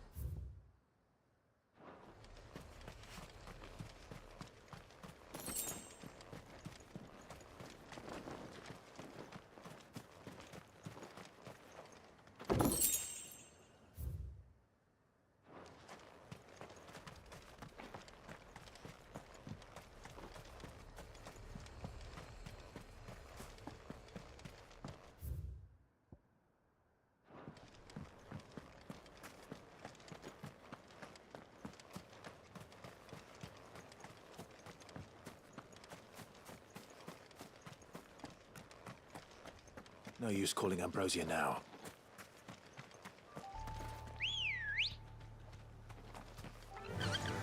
Yeah!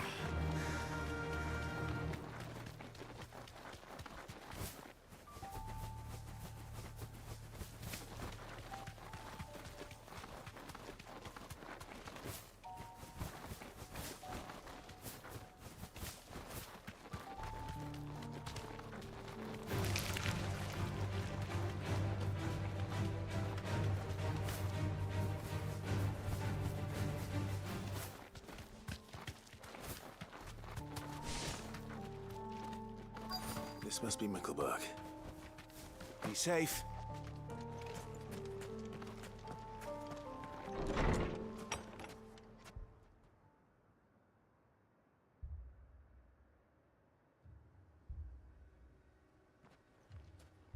These people aren't turned. And the village seems safe enough at least.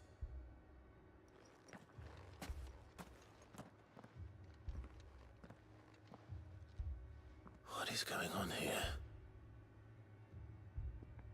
Ah. Did you too? Heed the call. Heed the call? No, I came here looking for someone. To be honest, I wasn't sure I'd find him here. Let alone all of you. Is that so? What are you doing here? Is this where you live? It is my home. The others, they heeded the call. You keep saying that. What do you mean? They came here to perform the rite, just as King Barnabas instructed.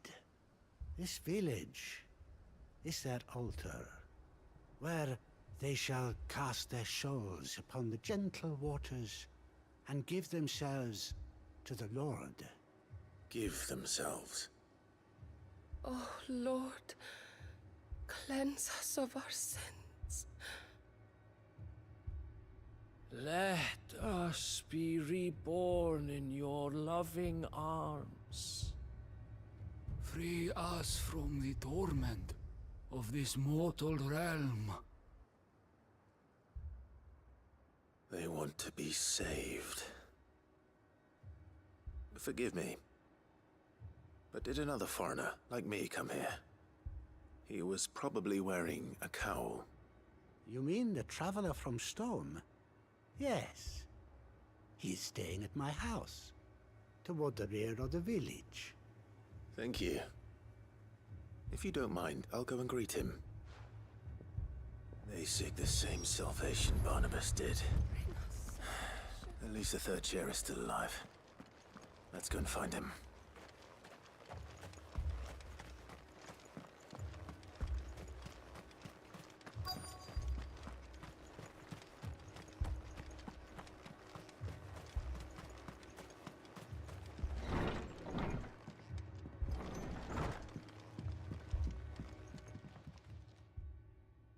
Excuse me. Are you with the Undying? I am. And so it would appear, are you? Lord Rosfield, if I am not mistaken. That's right. And you must be the third chair. I am. Cyril was worried for your safety. He sent me to find you. Then I must apologize. I did not mean to trouble the bearer of the burning quill. Much less you, my Lord Marquis. He said that you had failed to report. Is there a reason for that? I came here to study the followers of this new faith. But the more I learned of them, the more my own faith began to falter. You have seen them at their prayers, have you not? They devote themselves to the veneration of their Lord with a fervor I have never seen before. Praying night and day that they might be rid of their wicked wills and reborn in their Saviour's light. Not that they might be granted respite from their worldly woes, but so that they might continue to serve him. Serve him with all of their beings. I, too, swore to devote my life to the service of my Lord and Master, but this... 'tis different. It is more. And so I would see it through to the end. See these people safe, that they might achieve their dream. That they might do their duty to their Lord. Even if it should keep me from doing my duty to mine. You do understand what their dream is, don't you? I do, my lord. They would cast aside their wills and become Akashic. I know that it may be hard to believe, but to these people, that is the very essence of salvation. Forgive me, my lord, but I must remain here. If you are to return to Master Cyril, I would consider it a great... Did you hear that, my lord?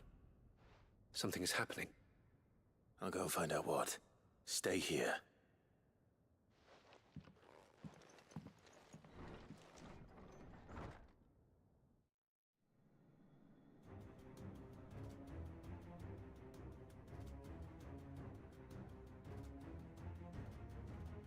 An ether flood.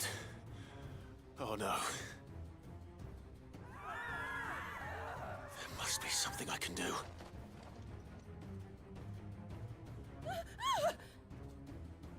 Echoes as well. Found her. Come on. Over here!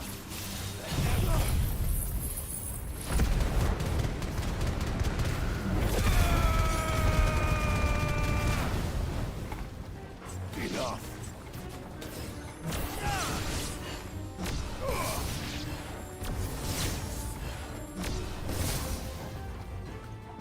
There's more! It's over.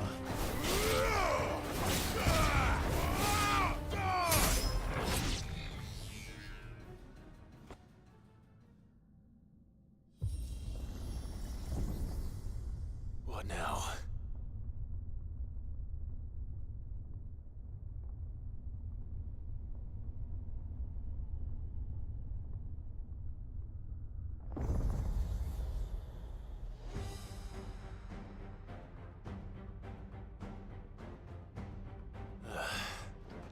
We meet again.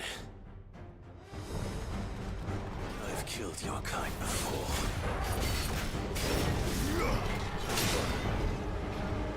Too slow. Let's try.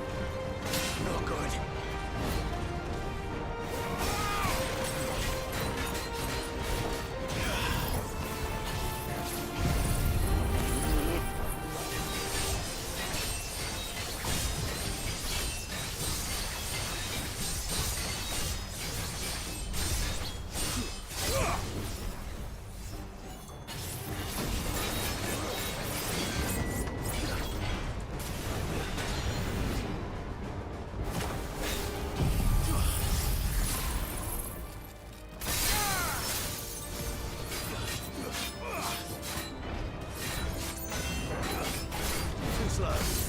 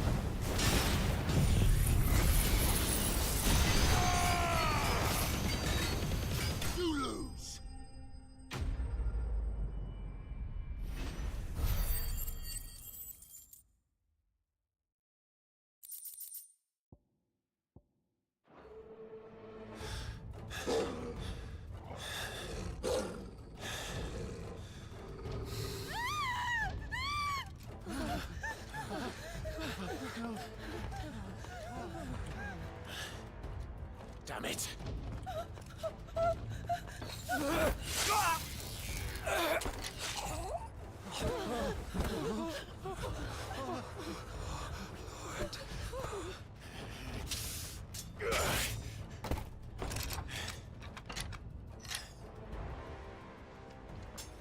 Don't you die.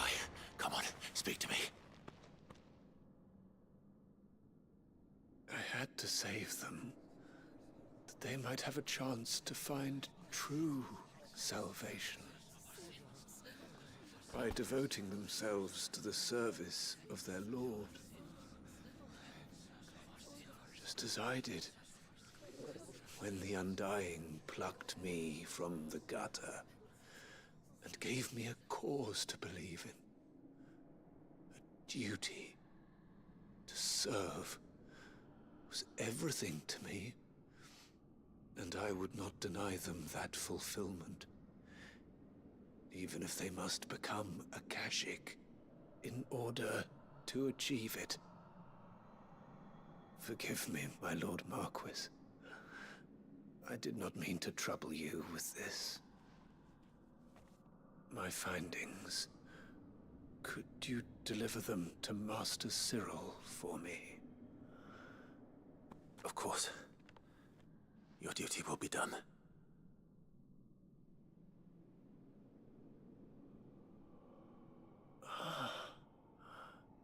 Look, my lord. They are saved.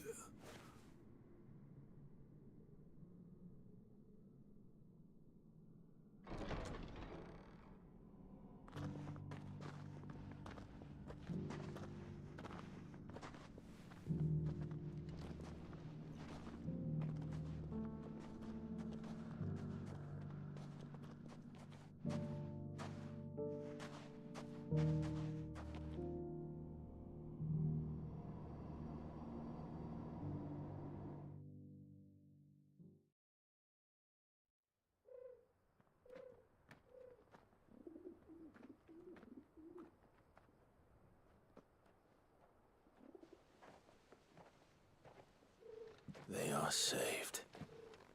Founder. I should get this report to Cyril.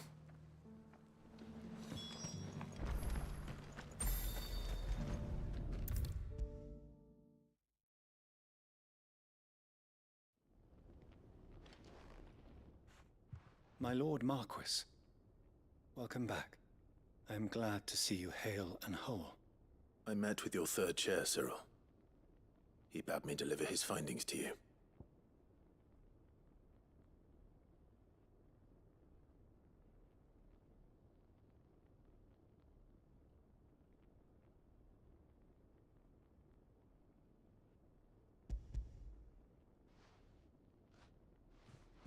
Thank you, my lord. He remained in Ash? He died protecting the villagers from an echo. I buried him in Mickelberg. I'm sorry that I couldn't save him. If you could not save him, no one could. The villagers, they were believers in this savior cult. They prayed to their god that they might be unburdened of their wills. Then an ether flood came. And their wish was granted. Your brother sacrificed himself that they might live, even knowing that that life was death by another name. Then he perished defending liberty. A hero's end. For the right to choose how one dies is no less sacred than the right to choose how one lives. Sid would agree. He wanted to build a world where people could die on their own terms. A noble ambition. To die for one's cause is the most perfect expression of one's faith. It matters not how misguided others might judge one's decision to be. Only that the decision is one's own. We live according to the teachings of our order. We believe in them, we protect them, and yes, we die for them.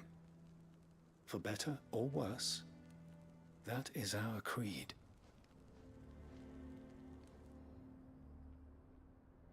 But he didn't die for your creed. He died to save them. And you still believe that what he did was right.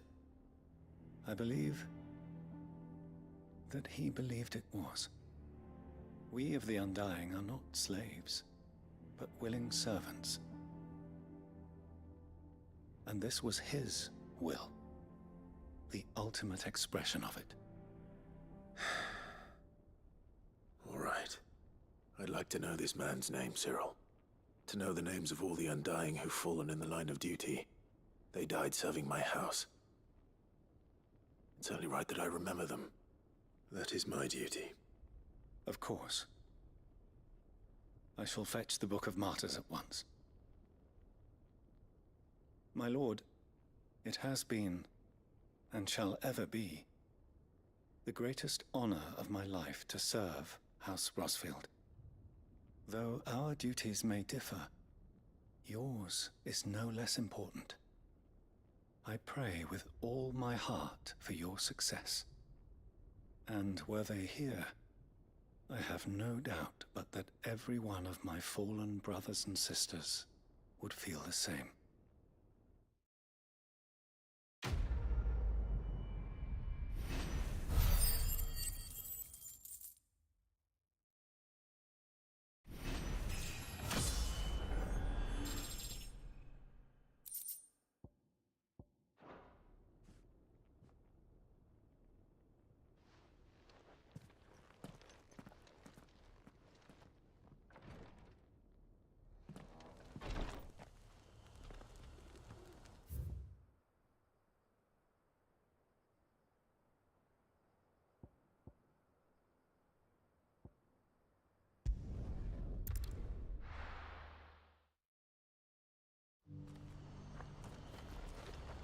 Do you see that too?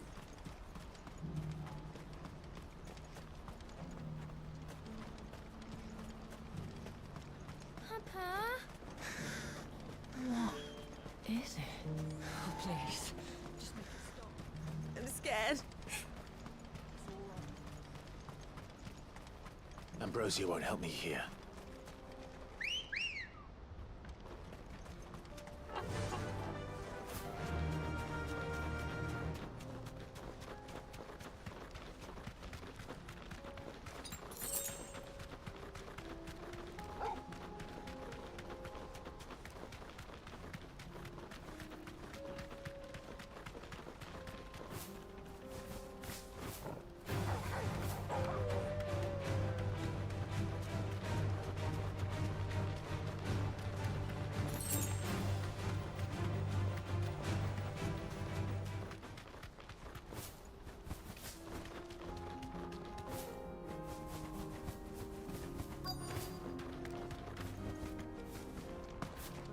Can't be Rutherford, can it?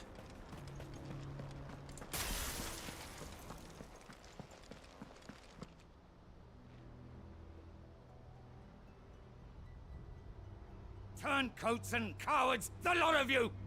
If it's a fight you want, It's a fight you shall have! Allow me. I don't need your... Please, Field Marshal, oblige him. This won't take long. You're right. It won't.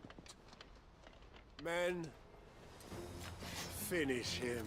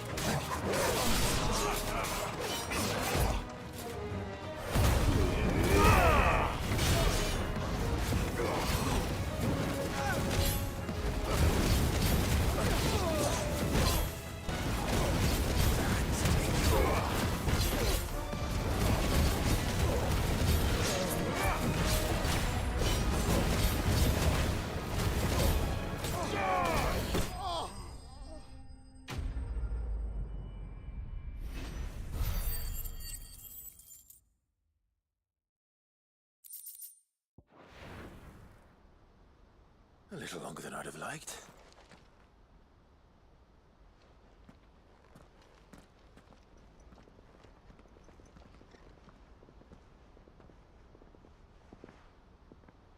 Field Marshal Havel, I presume. Are either of you injured? No, my lord. You arrived just as our escort turned on us. Fucking traitors. I'd heard reports of soldiers in the outlying regions abandoning the oaths they swore. But I hadn't thought the corruption had reached so close to the heart of the Republic. It's a fucking disgrace. Your interfering old bastard of an uncle tried to warn me, of course. My lord Marquis. Or is Sid the Outlaw more to your liking? Call me what you want. It doesn't change who I am, or the urgency of the message I bring. My uncle has a plan to right the realm, and he needs your help to see it through. Before I agree to anything, I'd have you answer one question. What do you stand to gain from all this? I won't deny that I might benefit from further chaos. But I seek a new beginning for all of us. And while the choices I've made may not always have been the right ones, I know I made them for the right reasons. For so long, so many of us have been told how we could live, how we could die, when it should have been our decision all along. Now we have a chance to put things right. But in order to take it, we must stand together. Even if it be beside those with whom we don't see eye to eye.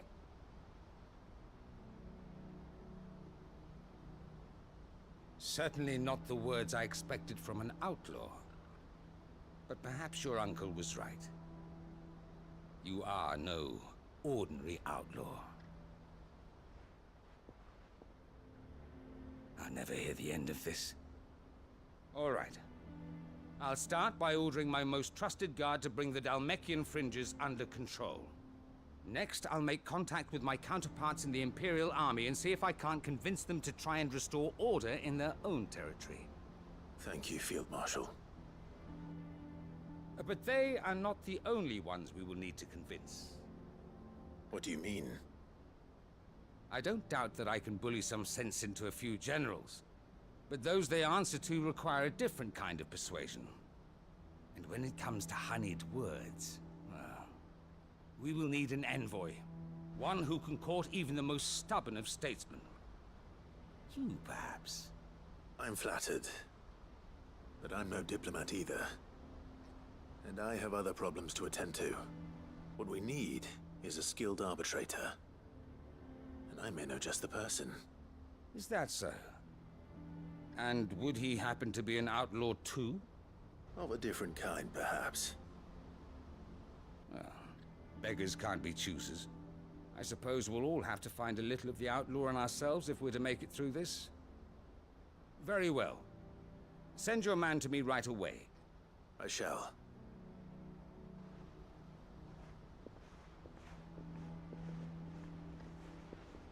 My Lord Marquis. Your Lord Uncle bade me escort the Field Marshal to his manor in Port Isolde. And I will see that my associate joins you there. Very good, my lord.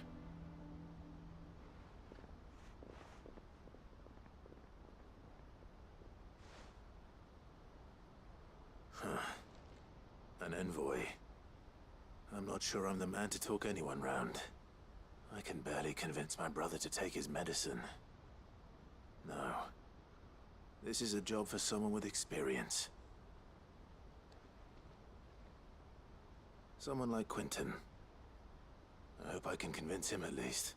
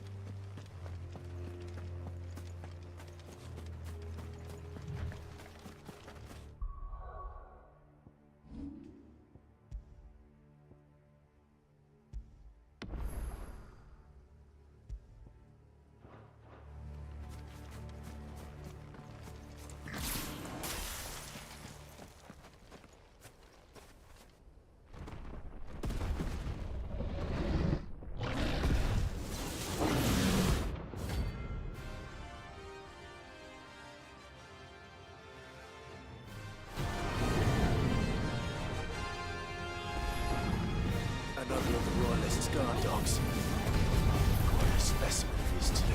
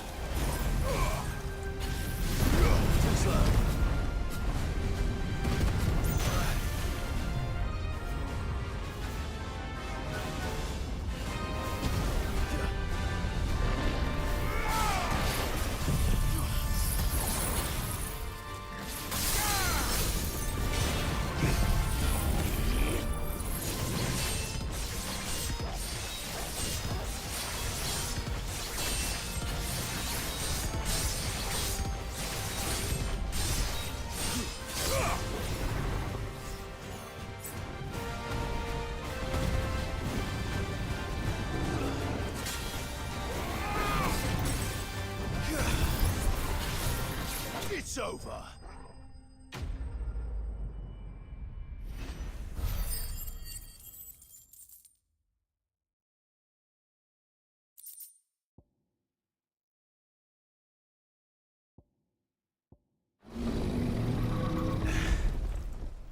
No match for you, eh, Torgal?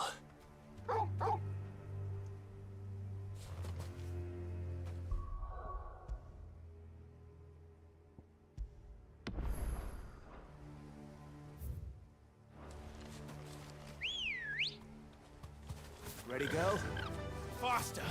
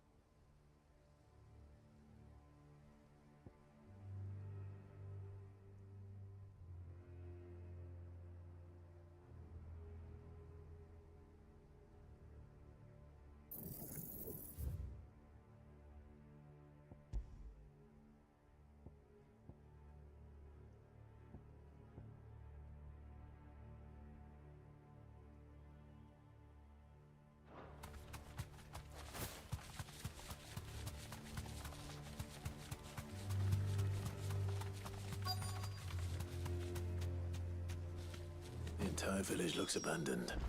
Now, which house would a bookworm live in?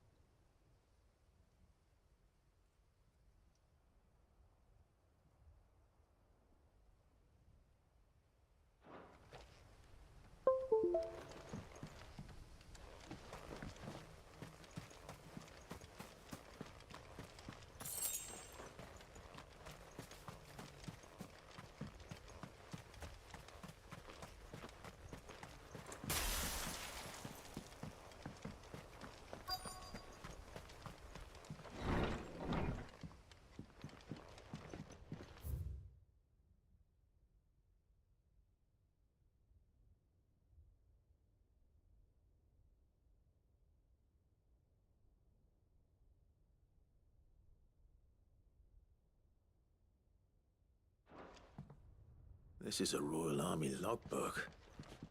Did he take this from the local barracks?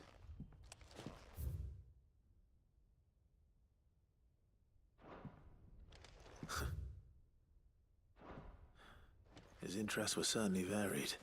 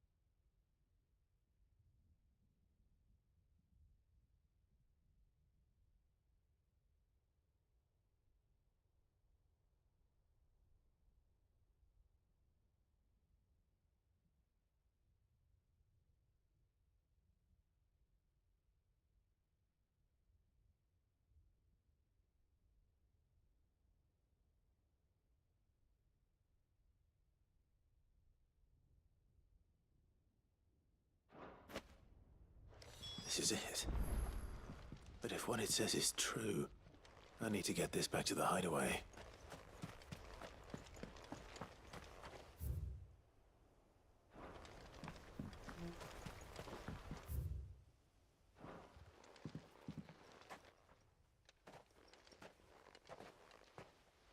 Leaving so soon, stranger? We've been watching you. From a distance, so to speak. Subtle. I know who you are. Then we need not waste time on introductions. Hand me the book. Leave it in our care and return to your life. Your care? Do you mean to burn it, or bury it? That is not my decision to make. But by one means or another, its contents shall be removed from the common record. Then I'll have to politely refuse. I won't let you erase our history. Then we find ourselves at an impasse. Very well. The book can just as easily be pried from your dead hand.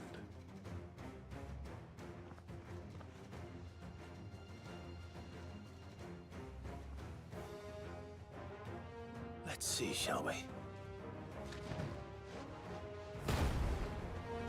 Bahamut!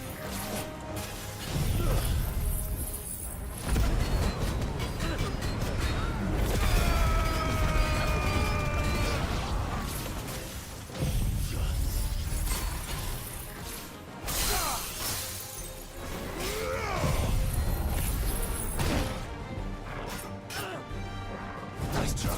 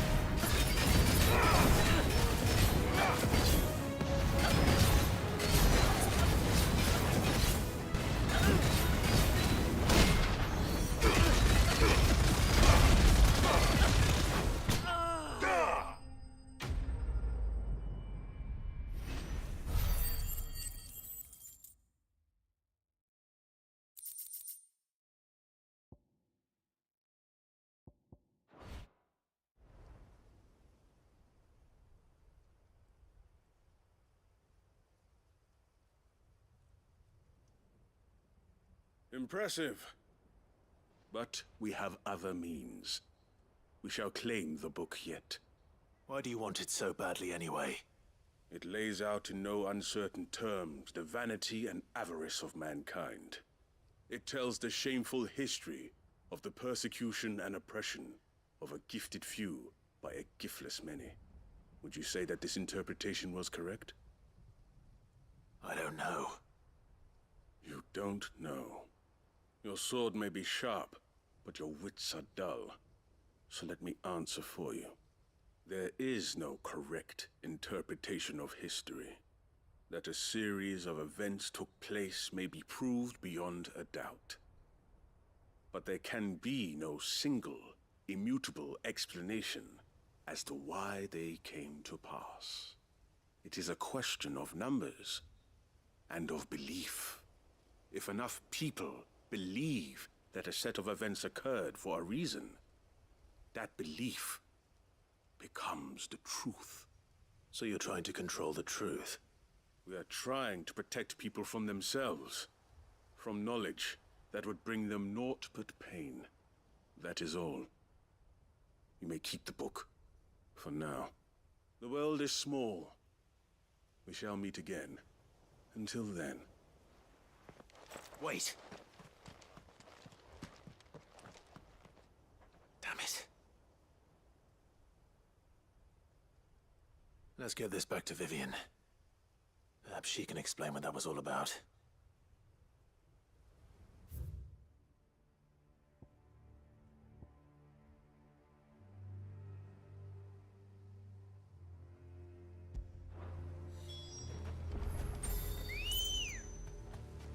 Good girl.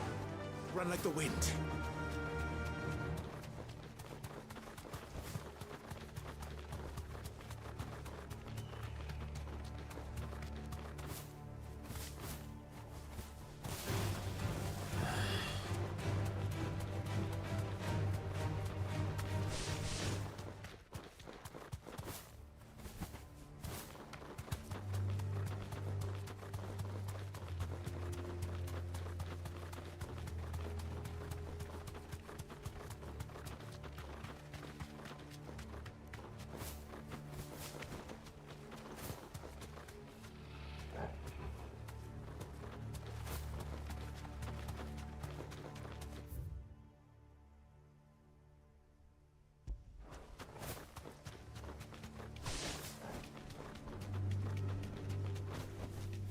No need to ride from here. This must be the orphanage. Hopefully the registry is still here.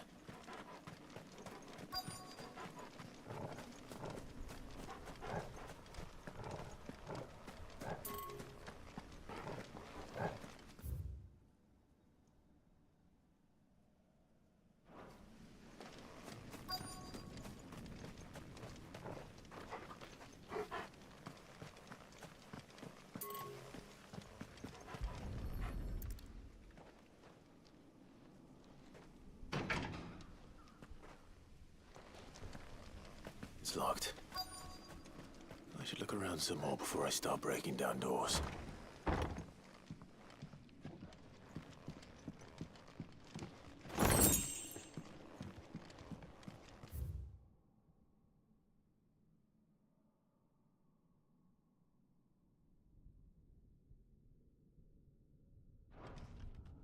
Disposed of.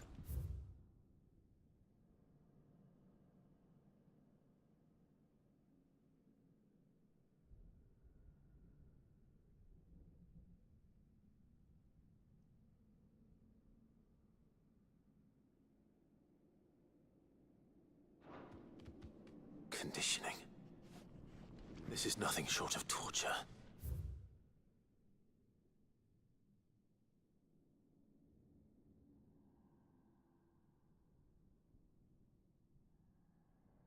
Herman wasn't exaggerating. It's a wonder he survived this place. I need to find that registry.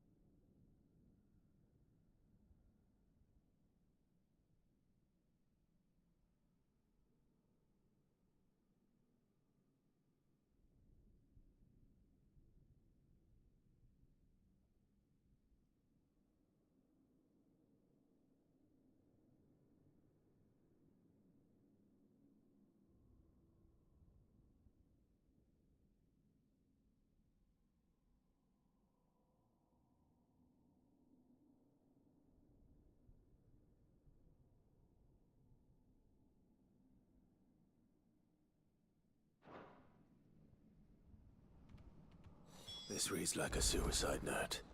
Did the director go through with his plan? There's only one way to find out.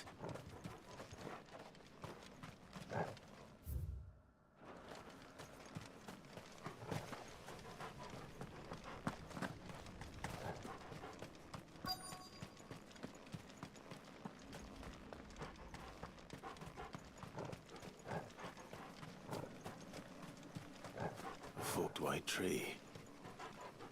This must be the place.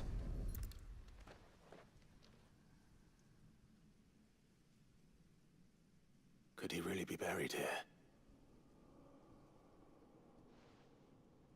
There's something hidden among the roots. Let's see.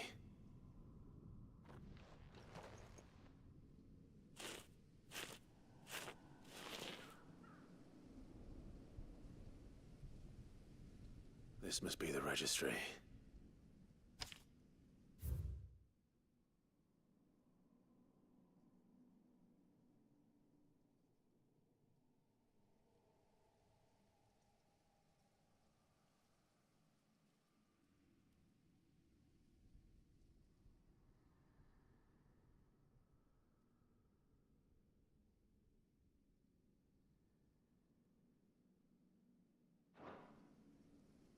So many names. This place was a slaughterhouse. And where is the architect of all this misery?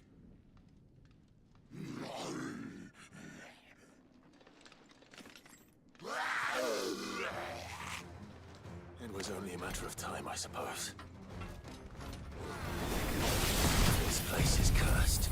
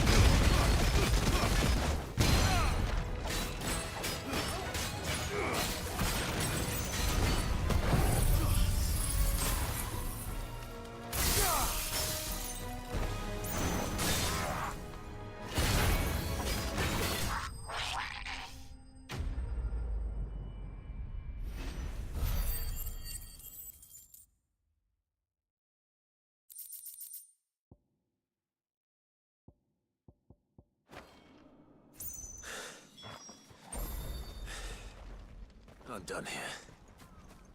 Let's get the registry back to Herman.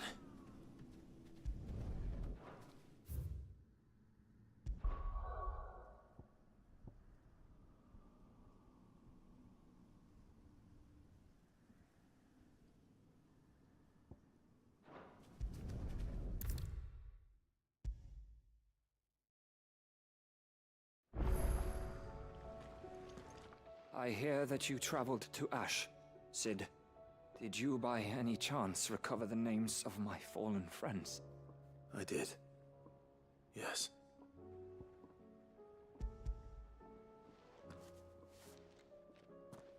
If I may? The bearer registry.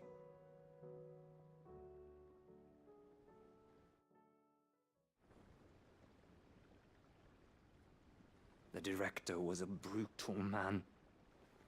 He got no worse than he deserved. The registry was all I found beneath the tree. There was no sign of a body. Or any record of what happened to the children after the orphanage closed. I pray that at least some of them survived. All their names are here. The ones we lost. My friends. My light in those dark times. I can still remember their faces, like it was yesterday. Children who were taken from their bunks in the morning, never to return. No explanation ever offered. They'd be happy to know that you survived, Herman. But why did I make it out alive, when so many others died in that awful place? It's not your fault. And blaming yourself won't bring them back. Honor their memory. See that their names live on. That way, at least. They're never truly gone. Thank you. Sid, I'm going to write a book. An account of the horrors of Badbach, and the spirit of those its custodians sought to crush. All of Valisthea will know of our suffering, and in the name of those I lost, I will not let it happen again. Neither will I.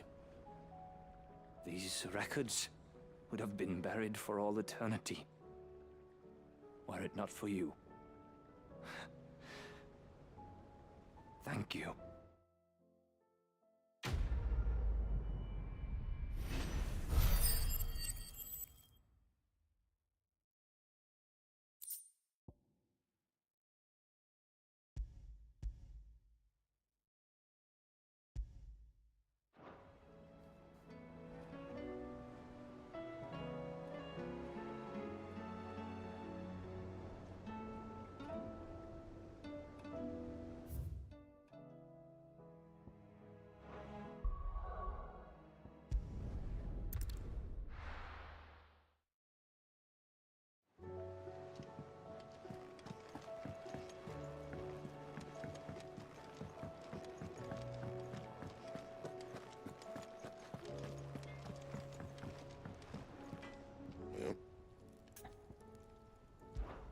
So, will it be?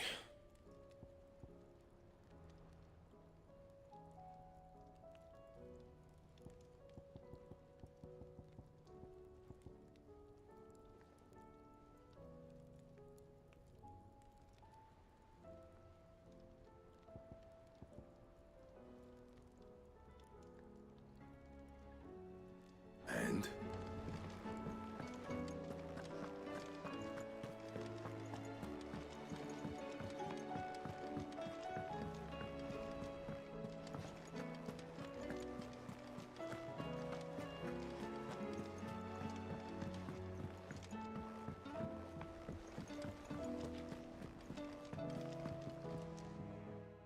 Vivian.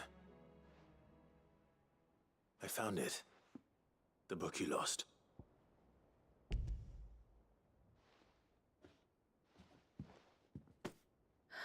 You found it.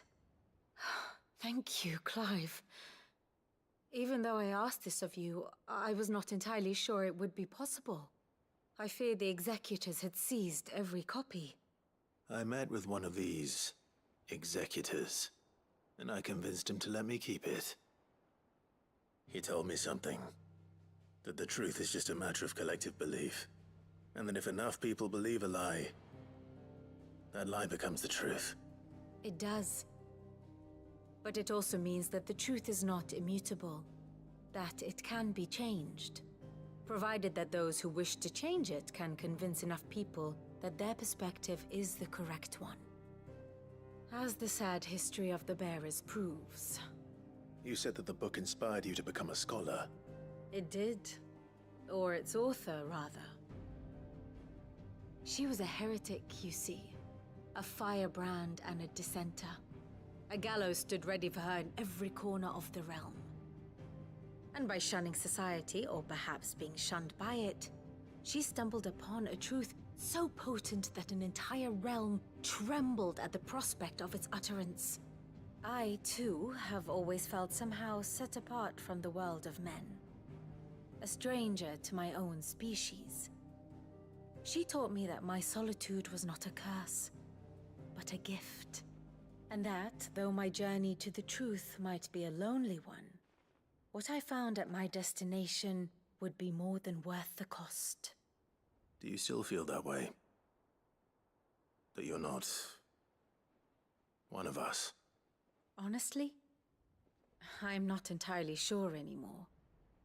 Since coming to the hideaway, I find my thinking somewhat clouded. Perhaps the result of studying mankind from a rather closer perspective than I had intended. But the more I study, the more I find value in this perspective. In looking not from the outside, but from within. So if you'll permit me, I'd like to continue my work here. Remember, Clive, when enough people believe, belief begets truth. Give the men and women of this benighted world the gift of truth. Make them believe in you, as I do. I'll try, Vivian. I'll try.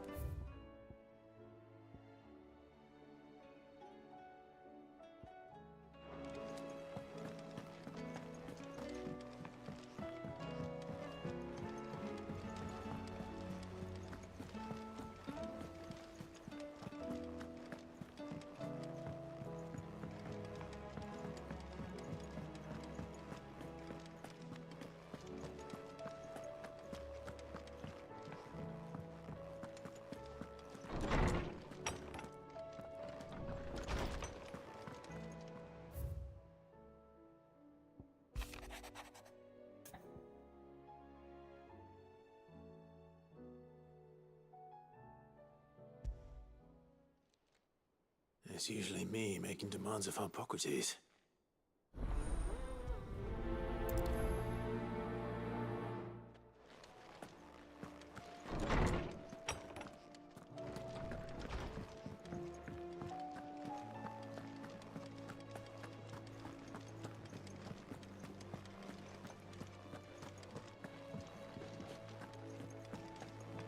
It's him, I tell you!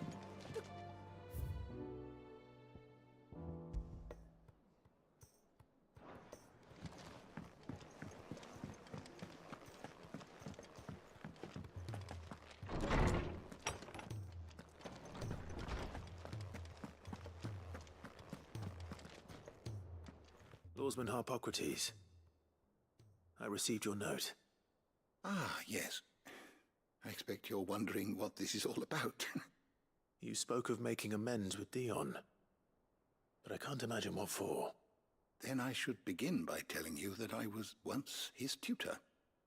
This was some years ago, of course, before I joined Sid in his hideaway.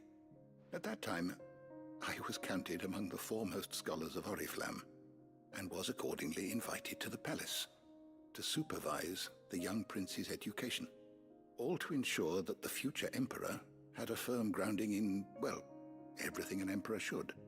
History, religion, commerce, government. Alas, our time together was cut short when Dion left to join the Dragoons, his studies no longer being deemed necessary. I had not expected to meet with him again, least of all here. Have you spoken with him? No, I have yet to find the right moment. His Highness always seems so preoccupied, especially when alone. I would not wish to disturb his ruminations with idle words of greeting, not when I know he dwells upon the...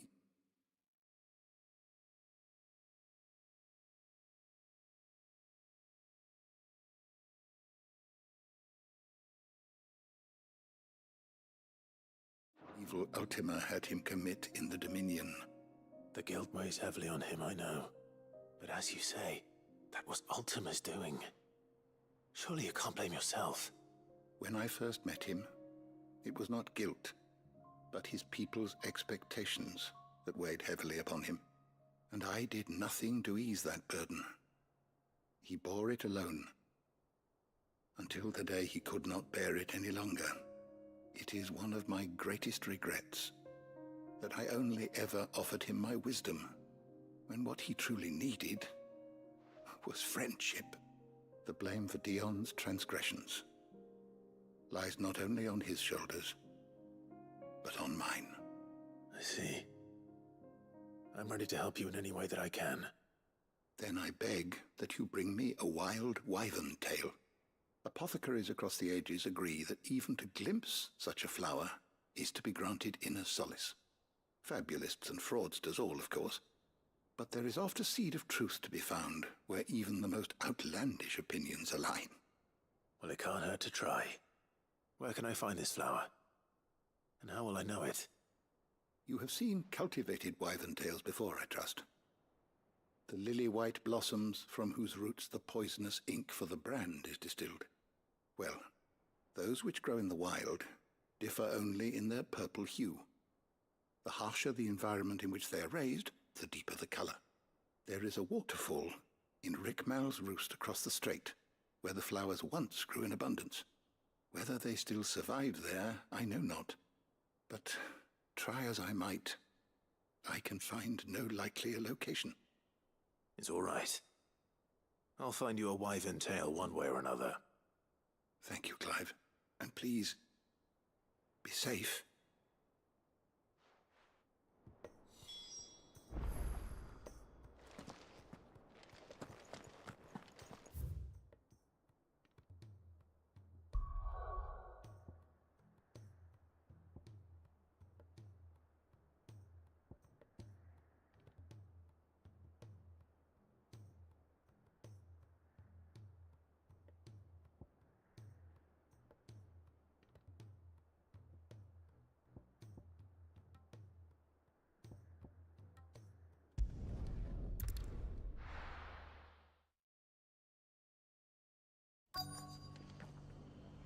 Let's hope one of the merchants here has what Gav needs. Excuse me. I'm looking for something. Oh, well, then I'm your man. A silver chocobo feather. Oh, or maybe not. Though you're not the first to mention the bird around here. There was a man stopped by the rest not long ago, claiming he was attacked by a silver chocobo. Near some gutted hovel, not far from Eastpool. Most took him for a braggart and a liar, but who knows? Perhaps there was some truth to his tale. We'll see. Thank you.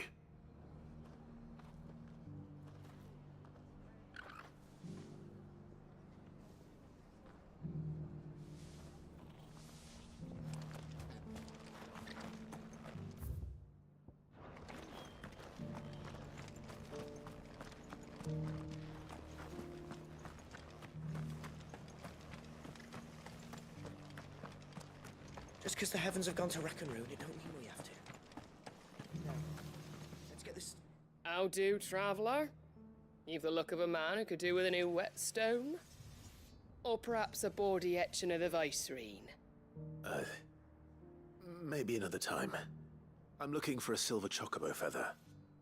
If that's the case, rumours are all you're likely to find. No one has seen a silver chocobo for years. Word is they were all hunted for their feathers. Some northern nonsense about bringing good luck. Didn't bring them much, nor their bows. If any are still out there, I reckon they'll be doing their damnedest not to be discovered. You're probably right. Thank you anyway.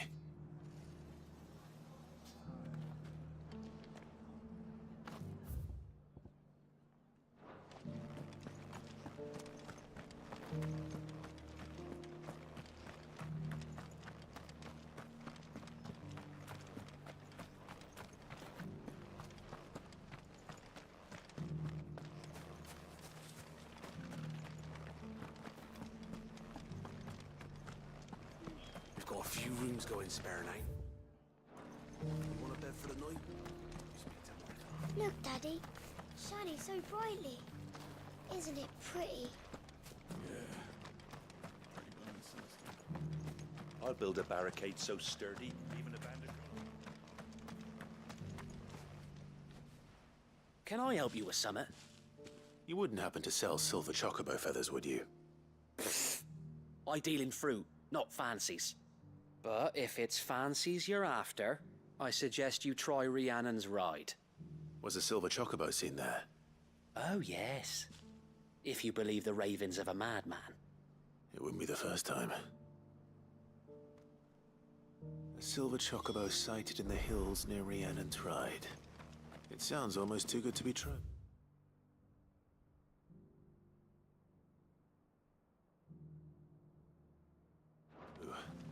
But since I'm already here...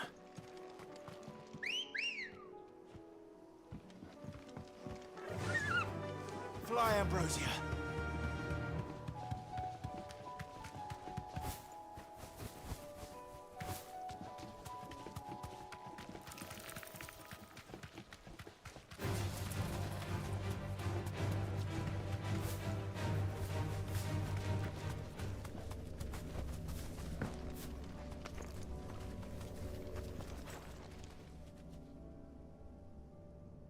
This one's awake.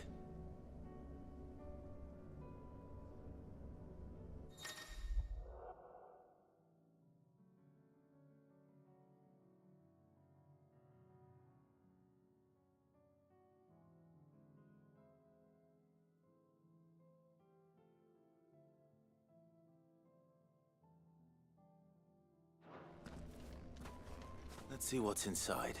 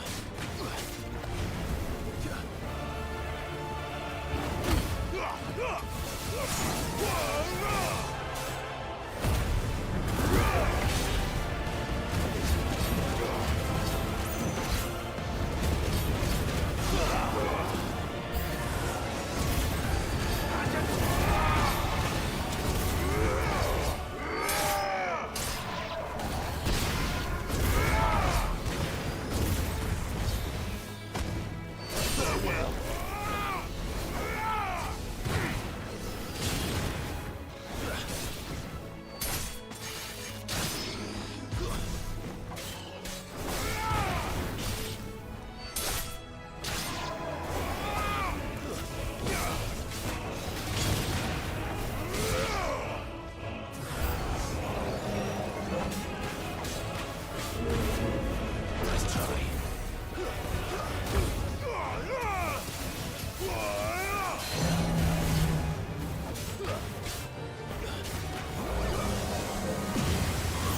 Too slow.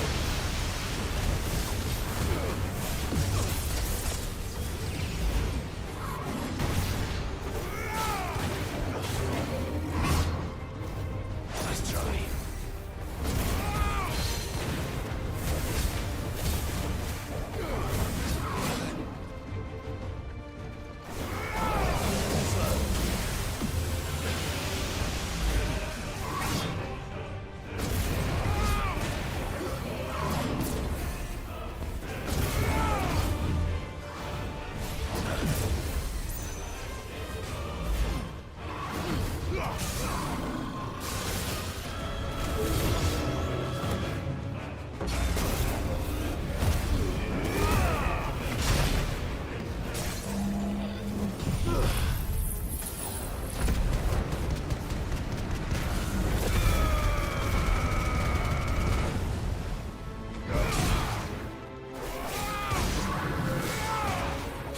It's over.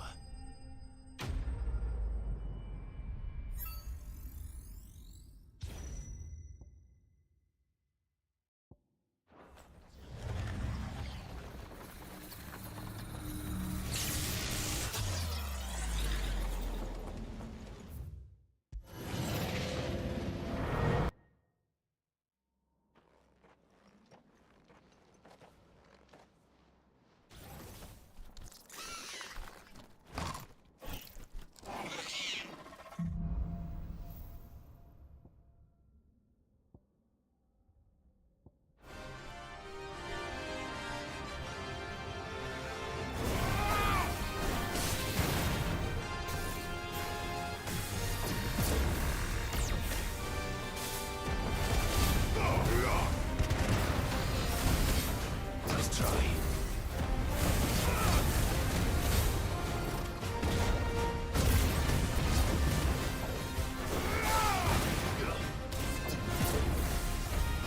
Nice try.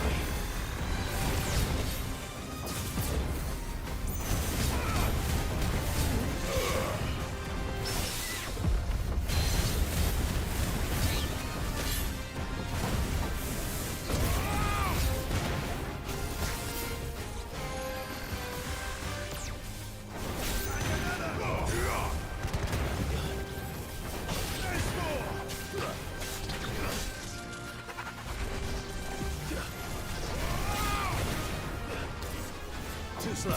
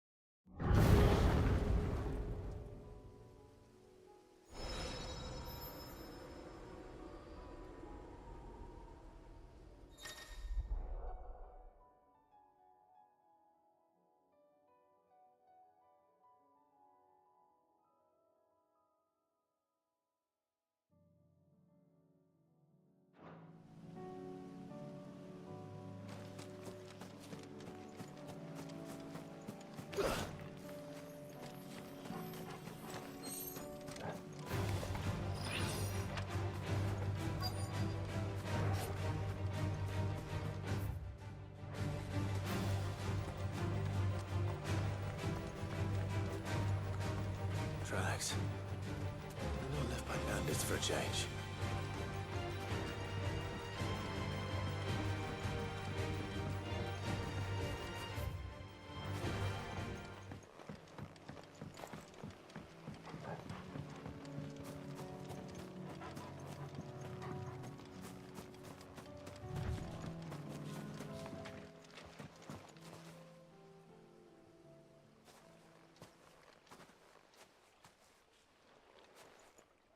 More tracks. And these look fresh. The Chocobo was here. And recently. Perhaps it still is.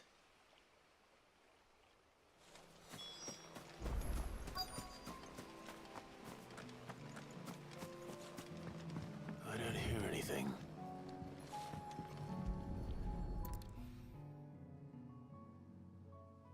Well, I'll be damned.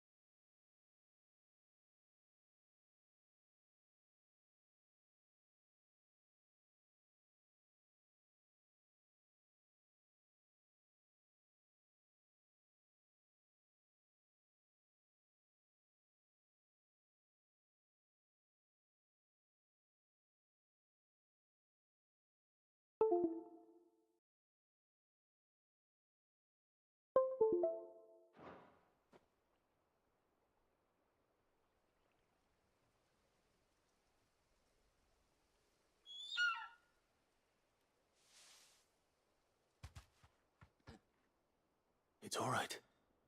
I'm not going to hurt you. Just borrowing a feather for my friend.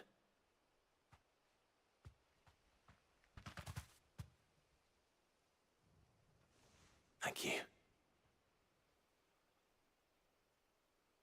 Let's get this back to Gerd before they change their minds.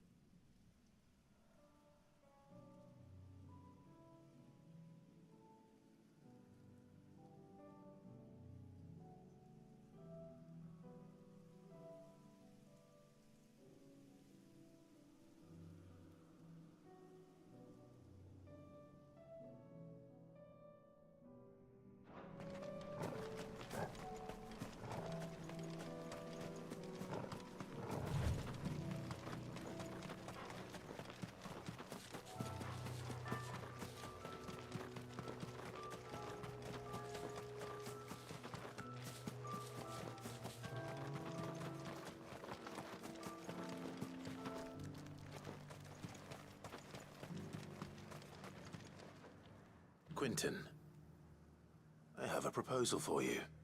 Do you now? Something tells me you'll be asking more of me than a cask of Gotand gold. Go on then. Propose.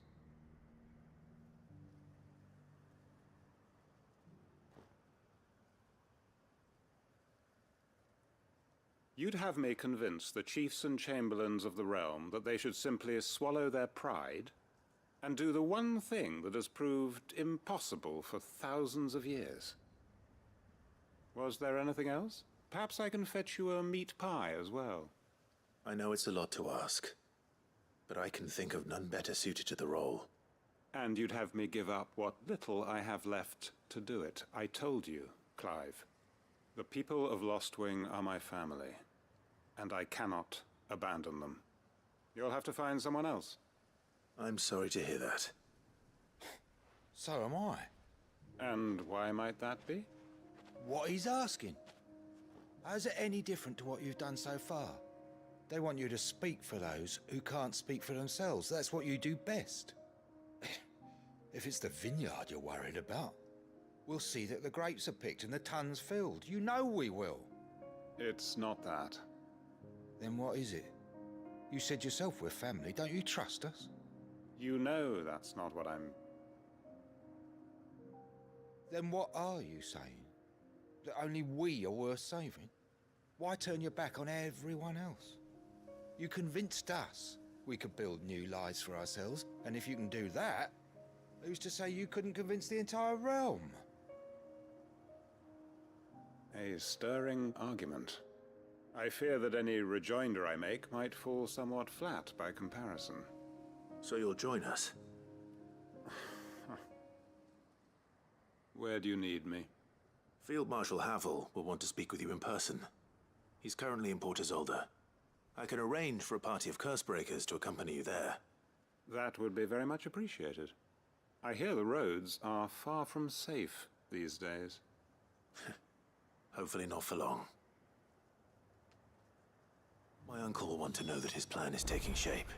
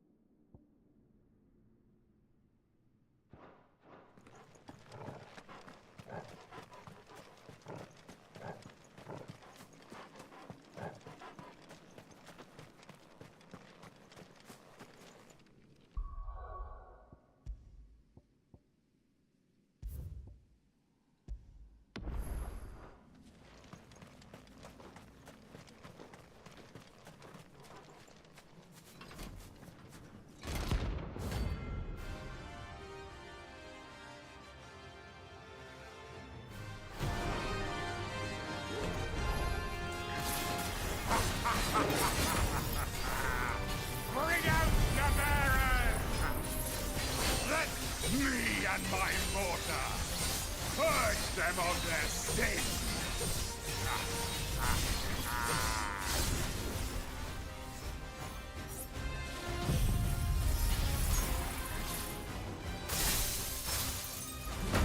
You'll regret doing my mother's bidding.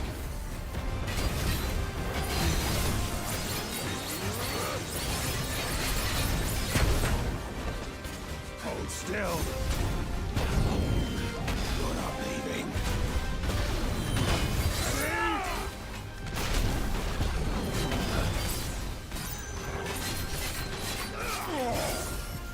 Nice try.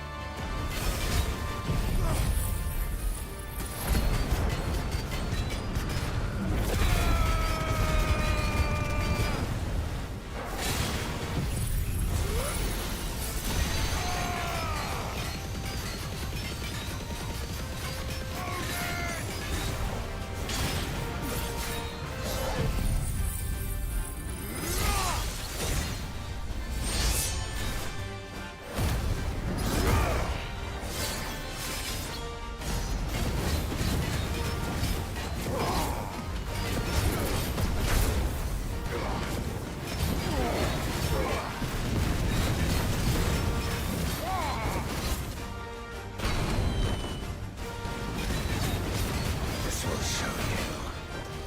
Take your punishment.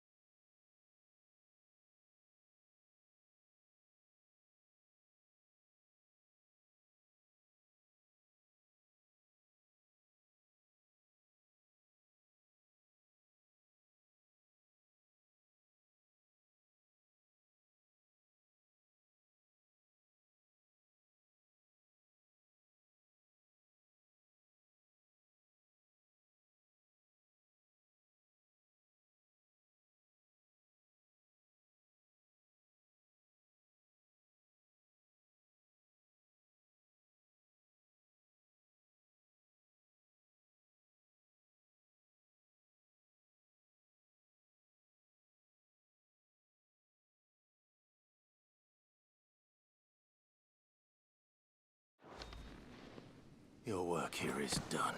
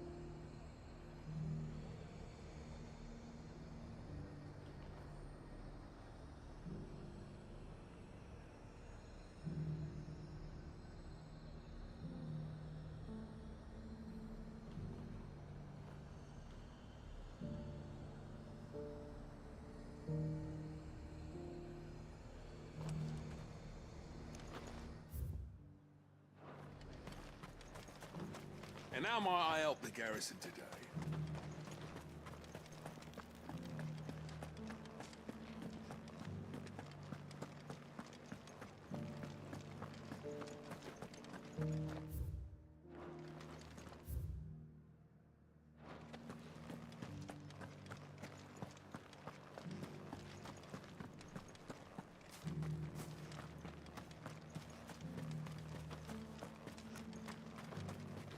Those things didn't fight like men.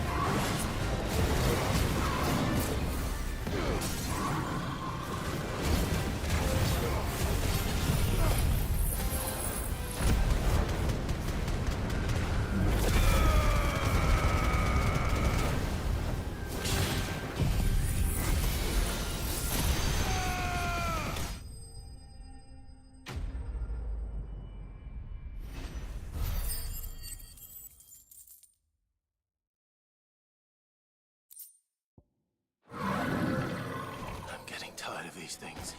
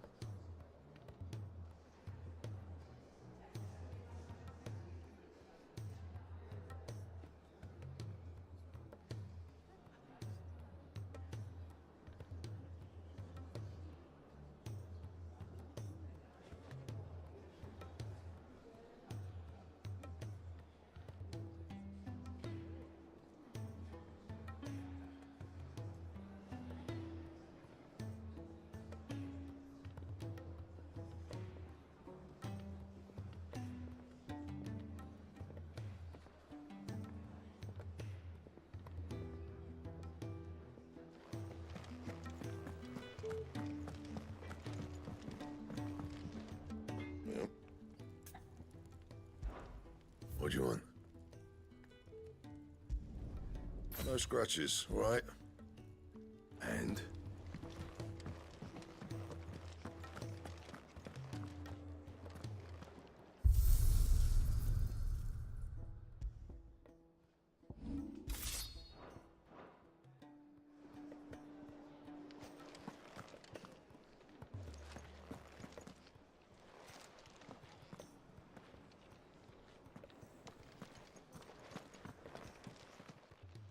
Still alive, are ya? Going purse weighing you down?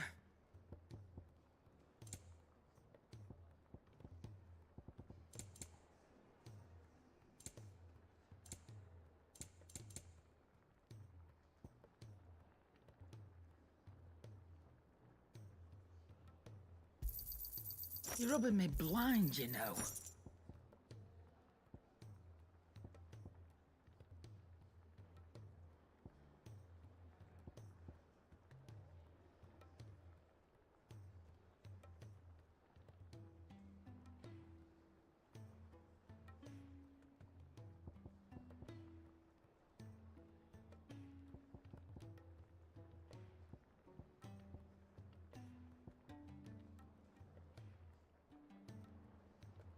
Come again. Or don't.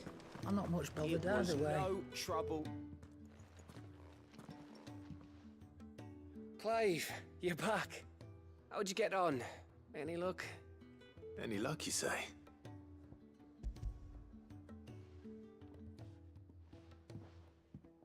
Crystals cracking. Is this what I think it is? Where in the hell did you find it? It's a long story.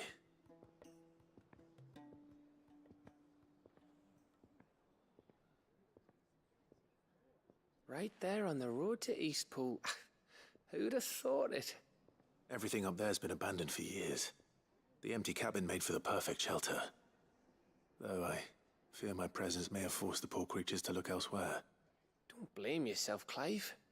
The Blight's right on Eastpool's doorstep. They'd have had to move on before long, even if you hadn't have turned up. They'll find a new home. Trust me. After all, that's what us endangered animals do. Anyway, what matters is, you managed to nick us one of their quills before they could run off.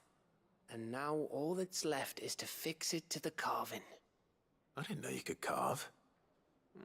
Reckon there's a lot you don't know about me.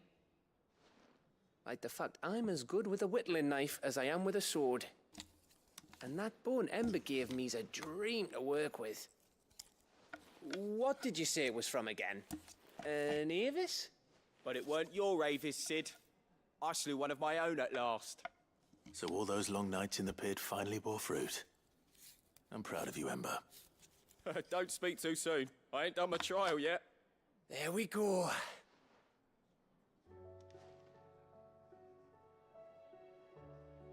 What do you think? I think if you ever hang up your scouting cap, you'll be able to make an honest living. Oh, will I? I should go and see if Ed is awake. Give him one burst. You can give it to yourself.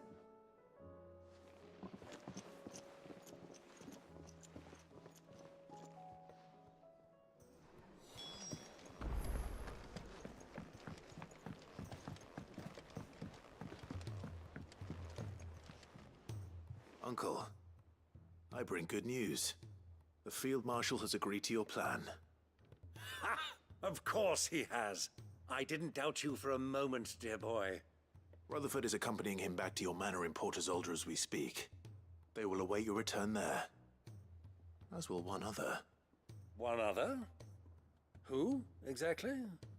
Lord Havel was concerned that even if he could get the realm's armies to agree to an accord, he might not be as successful in convincing those with political power.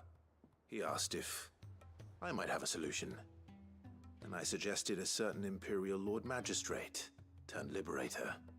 One of your co-conspirators? Master Quinton would probably call me one of his. But yes. Another outlaw, then. Just the thing we need to put these rotten politicos in their places. Good thinking, Clive. I'm glad you approve. The more the merrier, eh? Uncle, assuming Havel and Quinton can solve our problem with the armies, you still haven't mentioned how we might manage the grain shortages. Oh, don't you worry, my boy. The 7 high houses will be seeing to that.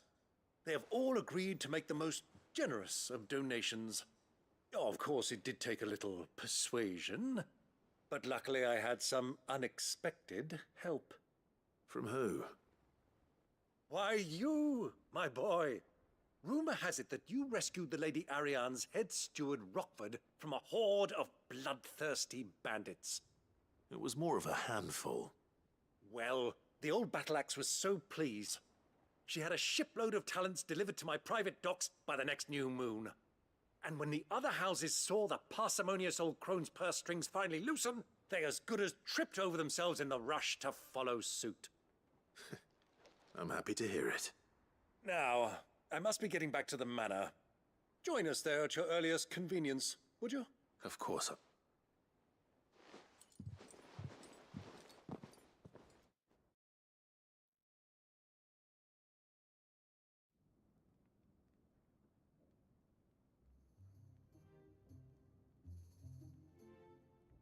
And how, pray tell, will we get that grain to the capital if the roads are still overrun with Akashic? You'll find another bloody road. I only have so many men, and I'm not about to send them headlong into an ether flood. That is, unless you'd have them turn as well. Well, I'd certainly eat less. Says the man with a belly bigger than a band of curls. My soldiers actually need their rations. Without any food to keep them going, they'll be dead even before you've sent them on your fool's errand. If I may, gentlemen, perhaps I might suggest an alternative approach.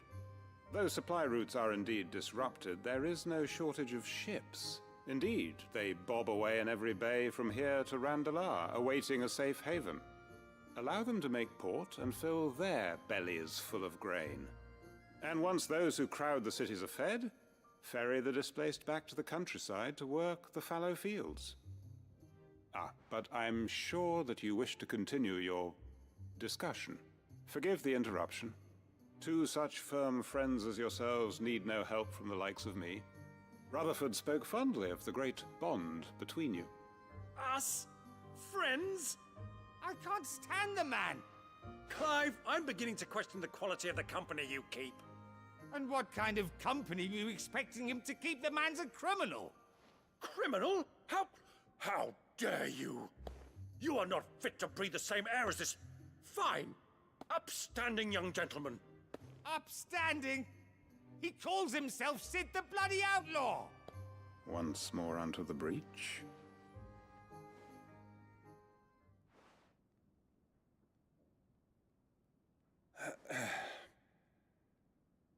Shall we begin again? What we seek here is not to create a new nation, nor to claim the thrones of those that already exist. We wish simply to bring stability to the realm that mankind might weather the currents. And to do that, we must convince those in power, the generals, the statesmen, the nobles, that our cause is just. There will be disagreements, yes. And I imagine some resistance, much resistance. But we can, if we show them the path, show them that we walk it ourselves, then I am confident they will follow. The fate of the world lies in my nephew, but the well-being of her people lies in ours. And we must not squander the chance that Clive has given us. Uncle Byron, aye. Now, with that settled, let's move on to the signing of the oak. For what great moment in history hasn't been accompanied by a little ceremony?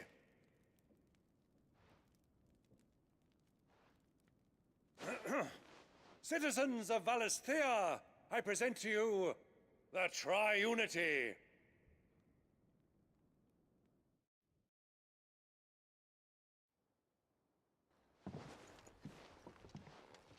Well, my boy, that it is. This is the role you were born for. Now I ask only that you trust in the talents of your supporting cast. We shall play our parts to the best of our abilities, that you might have the opportunity to shine. The realm needs its Sir Crandall. And there is no better Crandall than you, Clive. I want you to keep this signed accord. I will.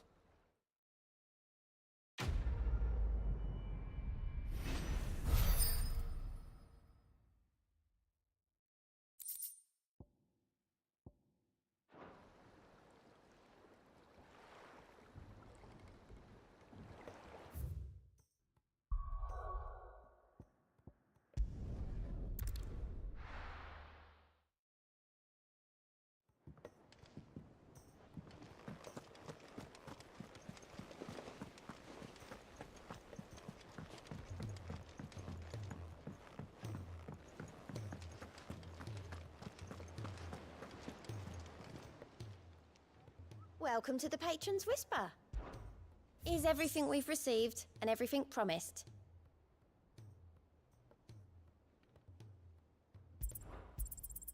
You earned this. Best of luck out there, Sid.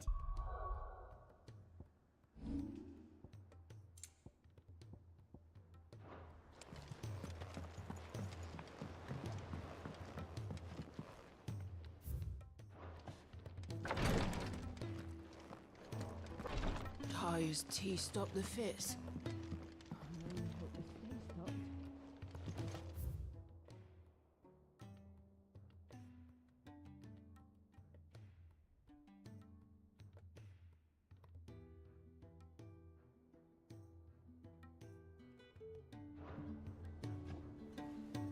I had only thought to ask for your assistance in finding a new source of stone award. But if you're sure about collecting it from the flood by the aqueduct, I should be most grateful, my lord. Ah, me lords. How are you feeling? Well, thank you. Is something wrong? Wrong? No, nothing like that. What it is... Go on, please.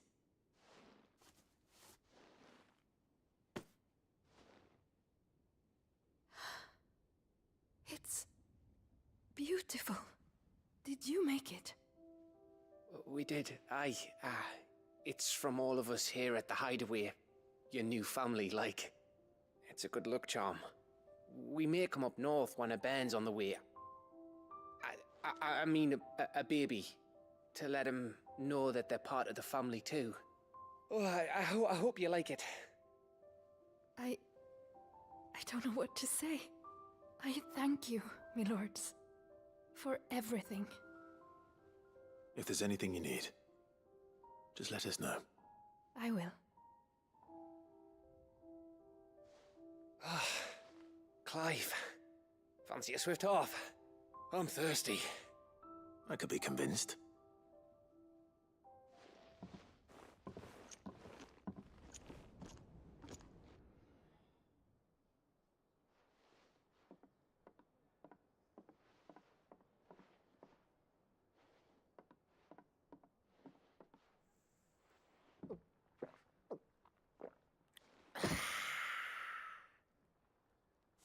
Don't you think you've had enough? Oh, we're celebrating. I'm gonna be a father. I think Edda might have something to say about that. Ah, you know what I mean. Bit of light in these dark times.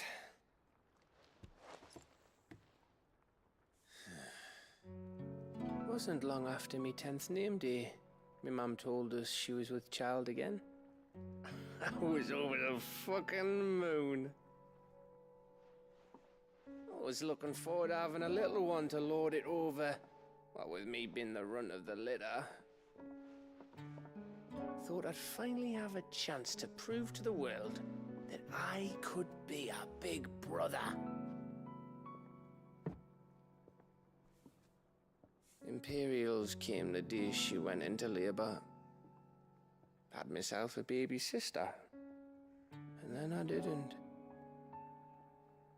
Me whole family gone in a blink, while I hid in the cellar like the spineless little arsehole I was. Great brother I turned out to be.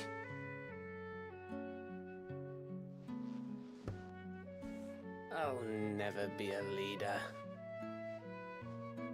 And I'll never be a hero. I'm just a daft little dog who comes running when his master calls. I'll never be like you, or Sid, or Jill, or even Torgal. Have you finished? Maybe.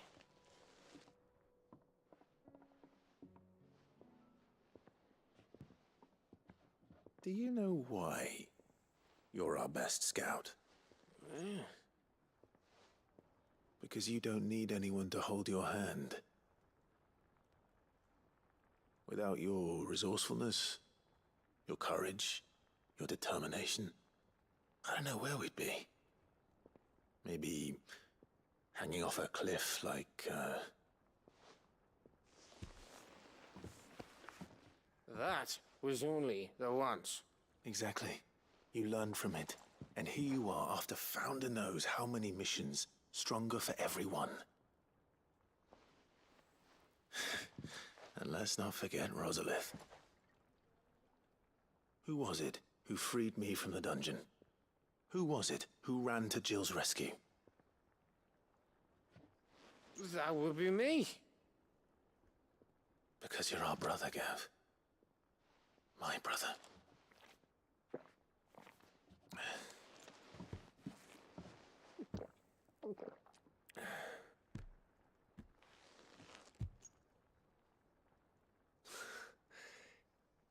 Your brother.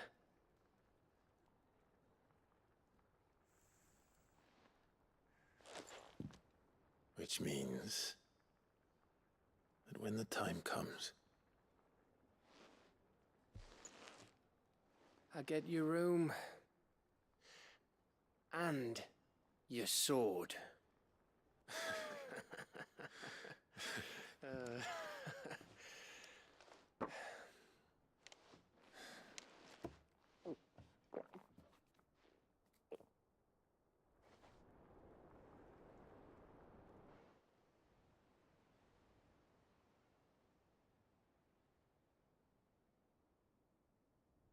I may have had one too many. you may have had 10 too many. I said I was thirsty. Better get back to work anyway. After I walk this off. Clive? What is it? Thanks. I know.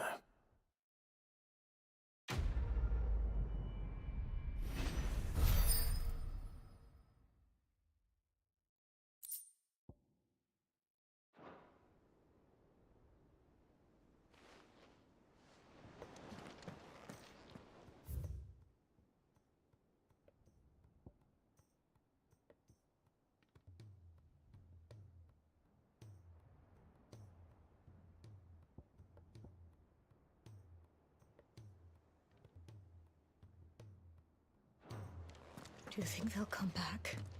Of course they will. It's just a...